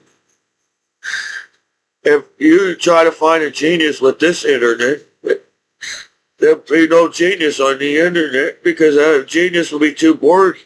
All people do is fight about stupid shit. I can't think of how to do anything. But everybody uses the internet. So can anybody explain the internet to me? As everybody keeps bullying me and picking on me. And they say, you're an adult now, you can accept it and everything. And wow, man, that's not how it works. You can't go through all that experience which you're serving your country to come home and everybody feels like everybody just gave up on you. And I'm like, you can't do that to a veteran. You act like I didn't do anything in my life. I was the goofy guy that was in the desert making everybody laugh because he didn't realize he was in the desert. Maybe I was in the Indiana Jones movie when I was in the desert. I know soldiers were dying around me at war. I know we had to watch out for each other as battle buddies and everything.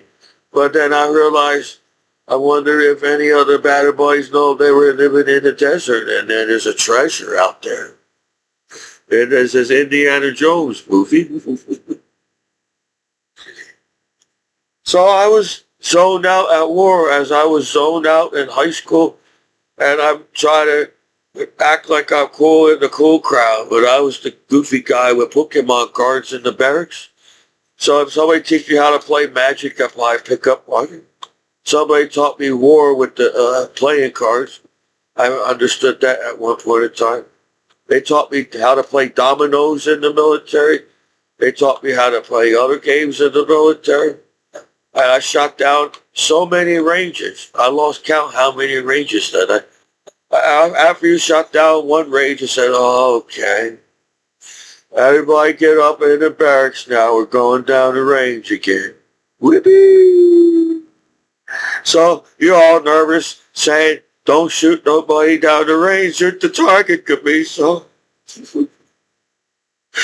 because there's a weapon in your hand? And I said, they're still happy with me in the military. I must be doing something right on down the ranges. Yeah, I'm all nervous, taking my time, making sure I don't shoot anybody down the range and aim for the target. So every time I was done with the range, it was like a relief, and I could sleep in the barracks again.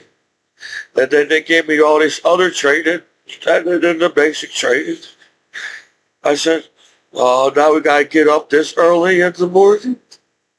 Sometimes I think the drill sergeants try to irritate me, or even the drill sergeant try to see how much I could have taken the basic training.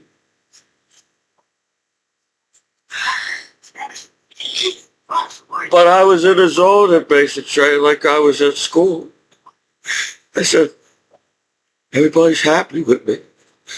I did something out of high school as a teenager. Wow, man. When you become a higher rank in the military, everybody respects you so much when you're a higher rank. Wow. I was a private in basic training. Explain why everybody was mad at me. Because I was a private in basic training. So I talk about everybody say you're a private. What you doing, private, in basic training? You got specialists, you got corporals, you got staff sergeants, sergeants, master sergeants, first sergeants, master sergeants. There's more master sergeants. When you gave me one master sergeant, then they gave me more master sergeants you have to look up to in the military. And you try to figure out what the hell the other ones were. Because they all started with master. So I said master, sergeant, master, first sergeant, then it's captain, then it's the first, then they said there's a 4-star general with the military. It's very interesting. So I was a private in basic training. But I was a private that my recruiter got me a higher rank so I was a PPFC. So I felt like, how'd he make PPFC? He didn't even get to basic training yet, and he's a PPFC. Because I did all the running and the push-ups, the sit-ups, my recruiter. They said, if you do these running, and I teach you how to march, and I teach you all this stuff, I'll give you a higher PPFC rank. So I was already an oddball in basic training. So I was out of place with my private world in basic training because I was a higher PFC. So everybody probably took me, oh, this private must be a kiss ass if he's already a PBSC in basic training. No, I got treated the same way as everybody else as a private in basic training. Drill sergeant yelled at me too. Once I figured out how to not drill sergeant to yell at me, I was trying to be invisible in basic training. That's it. If the drill sergeant won't see me in the formation, well then I won't get you. But no, they said, Commiso, you want to sing some of cadence? I said, this is some kind of trick in basic training. If I don't sing the cadence, they're going to get me in trouble in formation. So I was nervous. So the only thing I liked in basic training that I was singing, I said, okay, I sing a song. And I know it. So I marched the soldiers in basic training. And I said, no more drill sergeants. No more drill sergeants. Hey, hey, hey. Goodbye. And then I said, I picked up a cadence in basic training that every time the drill sergeant marched us with that cadence, every single person messed up in the formation because of this cadence. And I said, I know how to do I made the cadence longer than the cadence is. So I said, there's a hole in the bottom of the sea. There's a log, there's a log. There's a log in a hole in the hole in the bottom of the sea. There's a fly, there's a fly. There's a fly in a log and a log in the hole in the bottom of the sea. Right now, everybody's getting mixed up, don't know what to say. And I added more to the little song. There's a cat, there's a cat. There's a cat on the fly and a fly in the log and a log in the hole in the bottom of the sea. There's a dog, there's a dog. There's a dog on the cat and the cat on the fly and the fly on the log and the log on the hole on the bottom of the sea. And everybody was all getting mixed. So they didn't ask me to march after that basic trip. Because I was still in step with the full. I said, I know this one. Everybody all think they're all smarter than me. If they all did everything, they all got words around me in basic training. But I paid attention to the drill sergeant. Whoever drill sergeant sang me this song, I said, I like this song. I said, everybody else is getting mixed up with the song. I said, I could keep up with the drill sergeant, what he was saying, and whatever he was singing. And after that, I don't think drill sergeant allowed me to march it. I said, everybody's all, picking the easy songs to sing. They all know this song. They all battle buddies saying, oh, this is a song we've been playing so we won't get in trouble. I was like, okay, whoever got it came out. You want me about march this formation? Okay. I said, there's a hole. There's a hole. There's a hole in the bottom of the sea. Then you wait for everybody else to say, there's a hole, there's a hole. And then they don't know what I'm about to say next because I didn't tell everybody what I'm about to say next. Because I added to the song. I said, everybody looked at me and said, there's a cat on the fly. And everybody looked at me and said, that's not how the song goes. Maybe there's more to the fly. But we got up to the fly and everybody messed up marching because we only got up to the fly. So I said, imagine if they added more to the cicadas. Everybody be confused in this formation right now. Singing the cicadas because they have to add so much more words after that.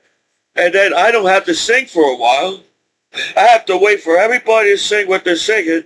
And I'm like, everybody, I take the time to figure out what to say next. I said, there's a dog, there's a dog. There's a dog and a cat and the fly and the fly and the log and the log and the hole in the bottom of the sea. And everybody in the formation said, what the hell you just say? They said, Commiso's trying to get us in trouble with basic training. No, I thought it was funny because everybody's all serious at basic training and this one cadence threw everybody off in formation. That was the relief for me. Man, it was a good thing they let me march because I was tired of marching all the time. I said, oh, I'll march you then. See how you all like it. Because I said, I feel like we're running everywhere, marching everywhere. I was like, he said, there's no fucking bus or a taxi to get to because Fort Jackson is huge. So everybody think we're walking like the miles into the next training. It's like 10,000 miles in Fort Jackson to the next range.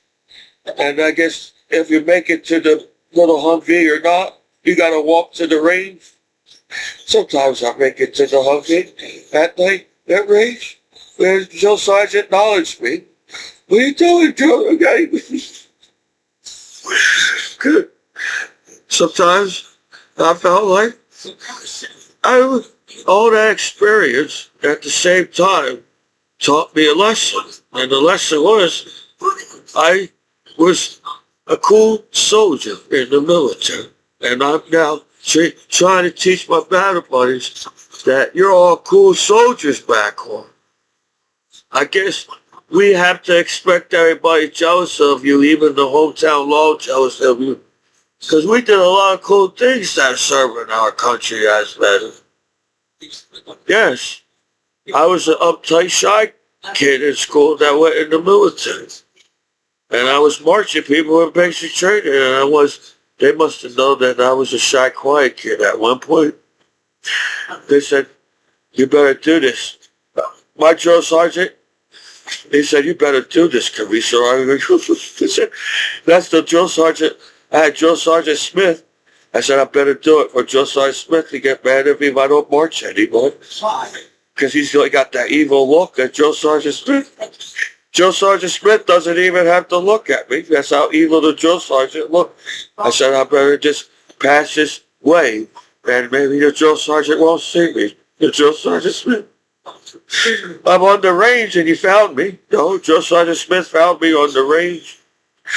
They said, Commiso, what are you doing? At first I said, oh, hey, I ain't seen Drill Sergeant Smith for a while. What are you doing? He said, Commiso, what are you doing? You said if you get sand in the barrel, the sand will backfire and blow you up. I didn't want to do that. So I put the weapon on safe and tried to get it out with my finger. The sand.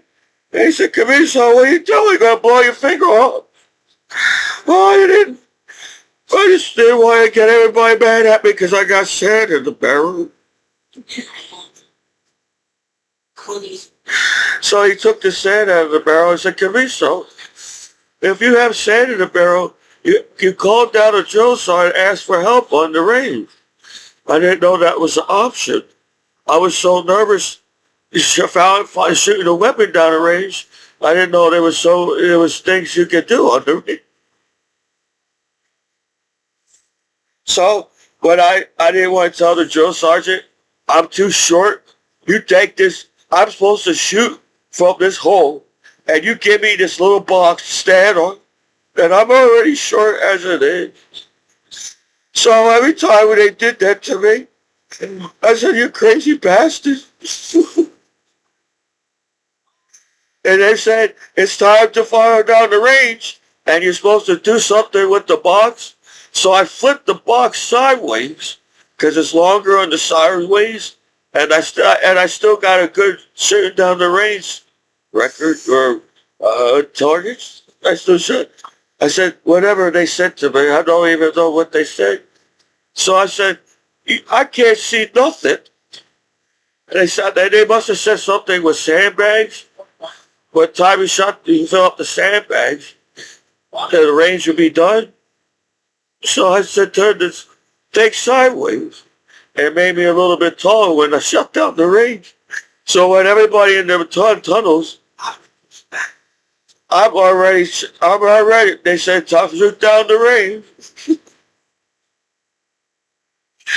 I'm like, this barrel better stay steady.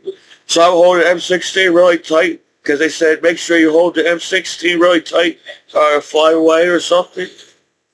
They said I was on the wrestling team. I got to hold down this M16. And they're making me stand on this little damn box. And I can't see over this damn thing. And they're making me all this confused as hell. So I said, I got to shoot down. I know what to do to make the drill sergeant happy. I know what to do. That's every time I say, breathe in, breathe out. Commiso, okay.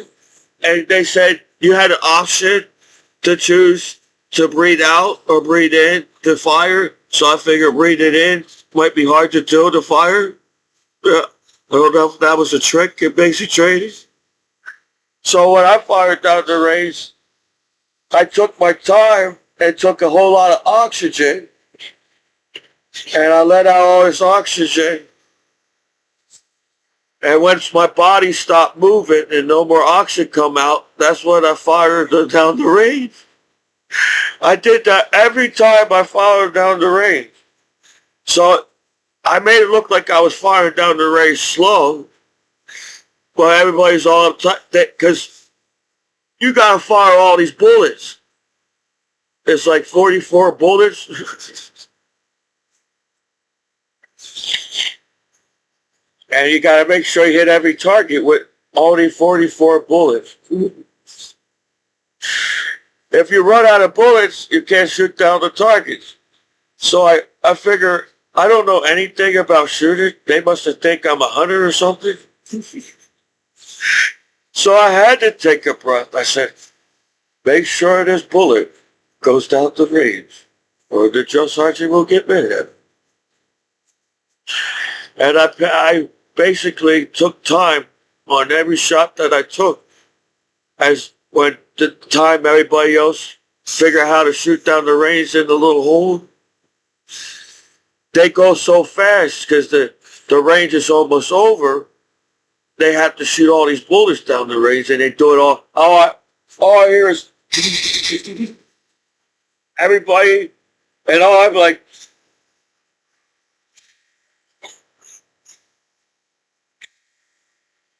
and everybody's done with the bullets. I feel like every time I feel like there's one more bullet in the chamber, so I know there's got to be one more bullet in the chamber.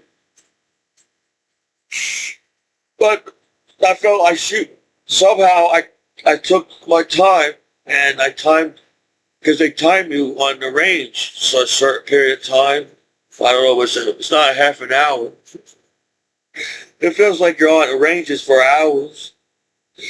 But it was, one time you get on the range, it's like, it's done already. Oh, good. Thank God.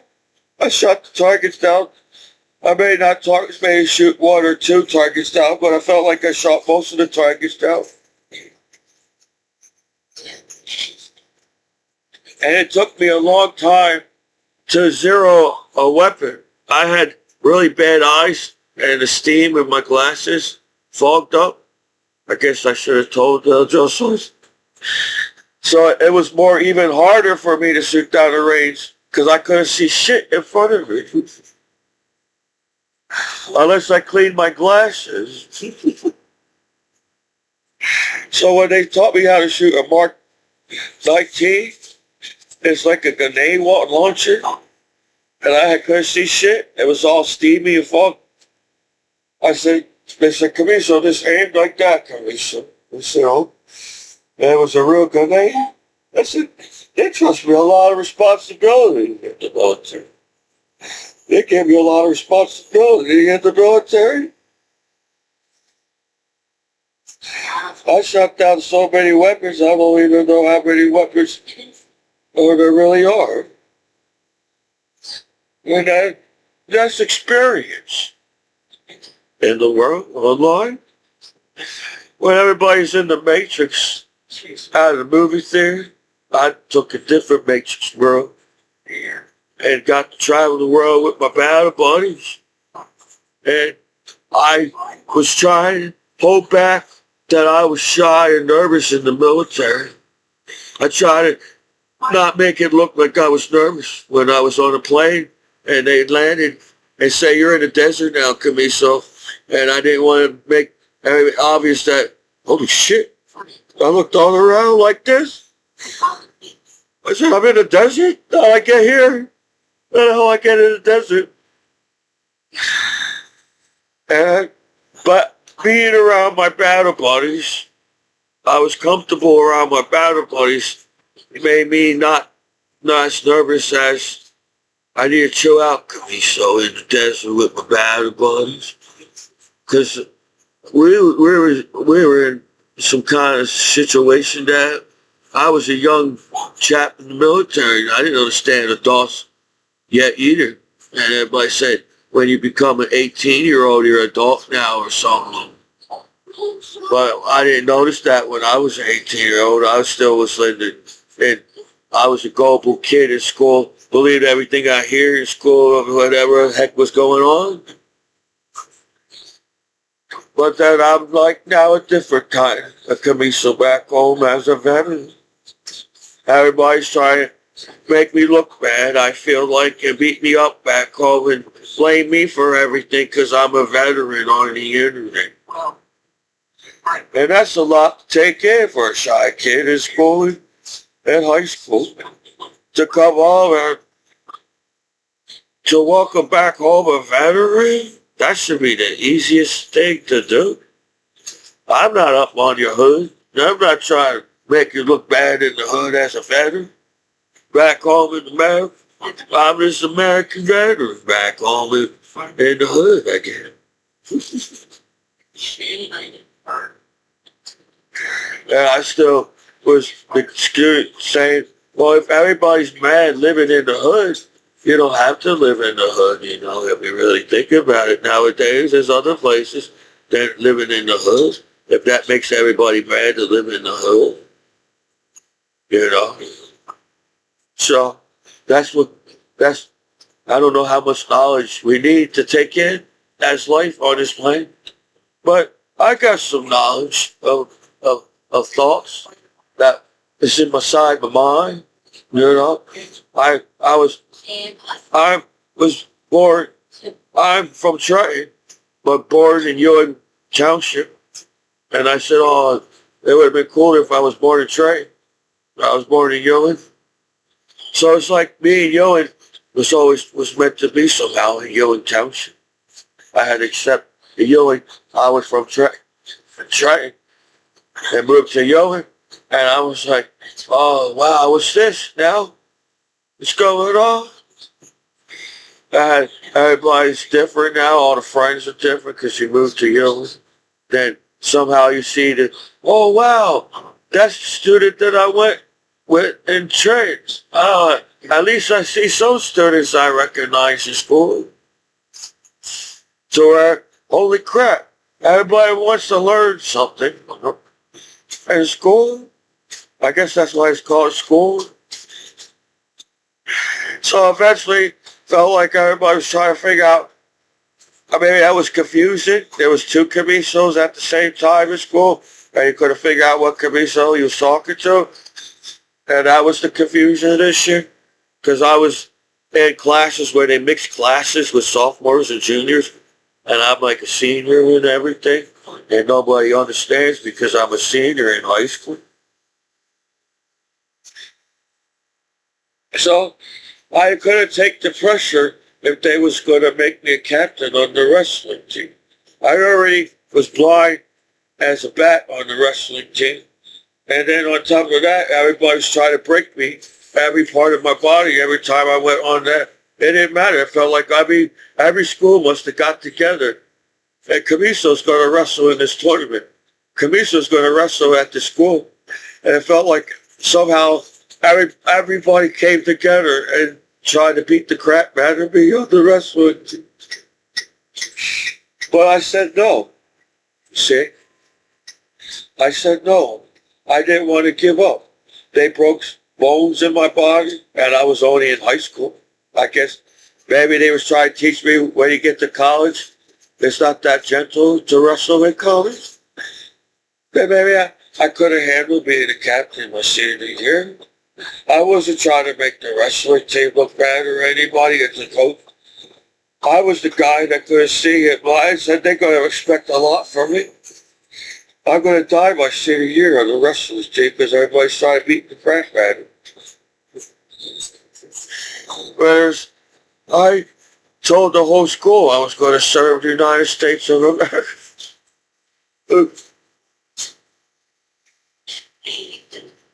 So, I went in basic training, and I felt like a new man. Well, I felt like I did something good. This must be, if it's this hard, they said life has to be hard first for to have a simple life, because we're all retarded or mentally challenged. With each other all our life, we're going to make each other's life so hard, but we don't have to. So, basic training was hard. AIT was hard. My first duty station, I was nervous. It didn't matter what battle buddy talked to me. I felt like I was the guy that was in the mailroom everybody was talking about in training. I didn't know who the hell he was talking about. But I needed that. You see? Somebody in the military must have seen I was an uptight basic training guy. It was my first duty station. And everybody's probably saying, I don't want to work in the mailroom. If I want to be something in the military, I can't work in the mailroom. I said, I know what mail is. It can't be that hard. to organize mail in the military. I said, I do mail, okay, I do it. And all that time I had a good time and everything with the civilians. They took me to game. Everybody's in training. I got all my 4 days and everybody's in training. So I don't know if somebody put me in the mail rooms or everybody hate me after training, but I felt like we had some connections to each other when I met my first duty station out of money. Good. Well, I was not that bad in mail. I felt like I gave all the mail went in the right time. I didn't have that much complaints in them, maybe here and there. So I'm changing my address, Commiso. Can you tell the other mail people that? I said, yes, just give me the whatever, break down the new address, and I give the other address to the mailroom people. That's what the battle buddies trusted me with addresses.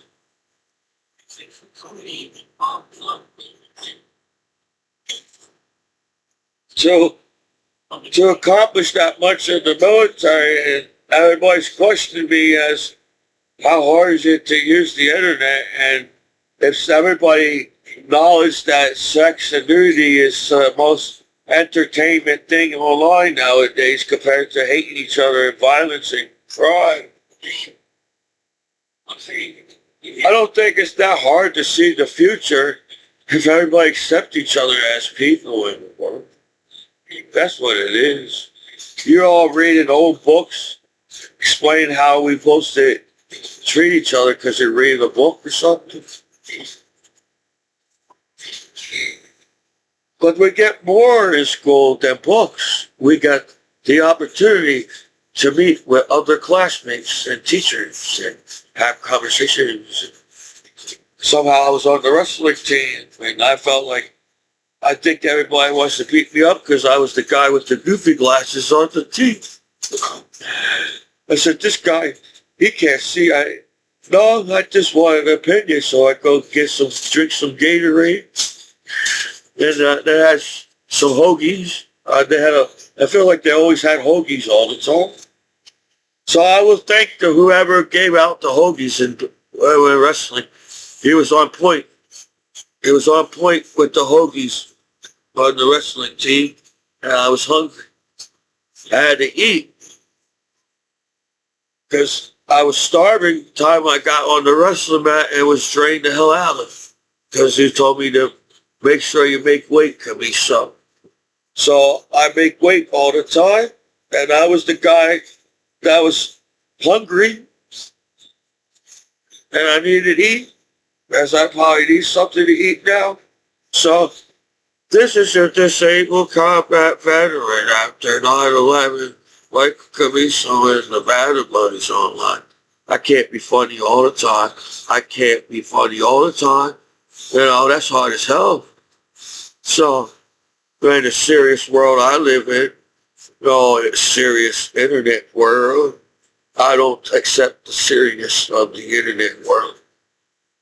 This is your disabled combat veteran after 9/11, Michael Commiso and the Battle Buddies online.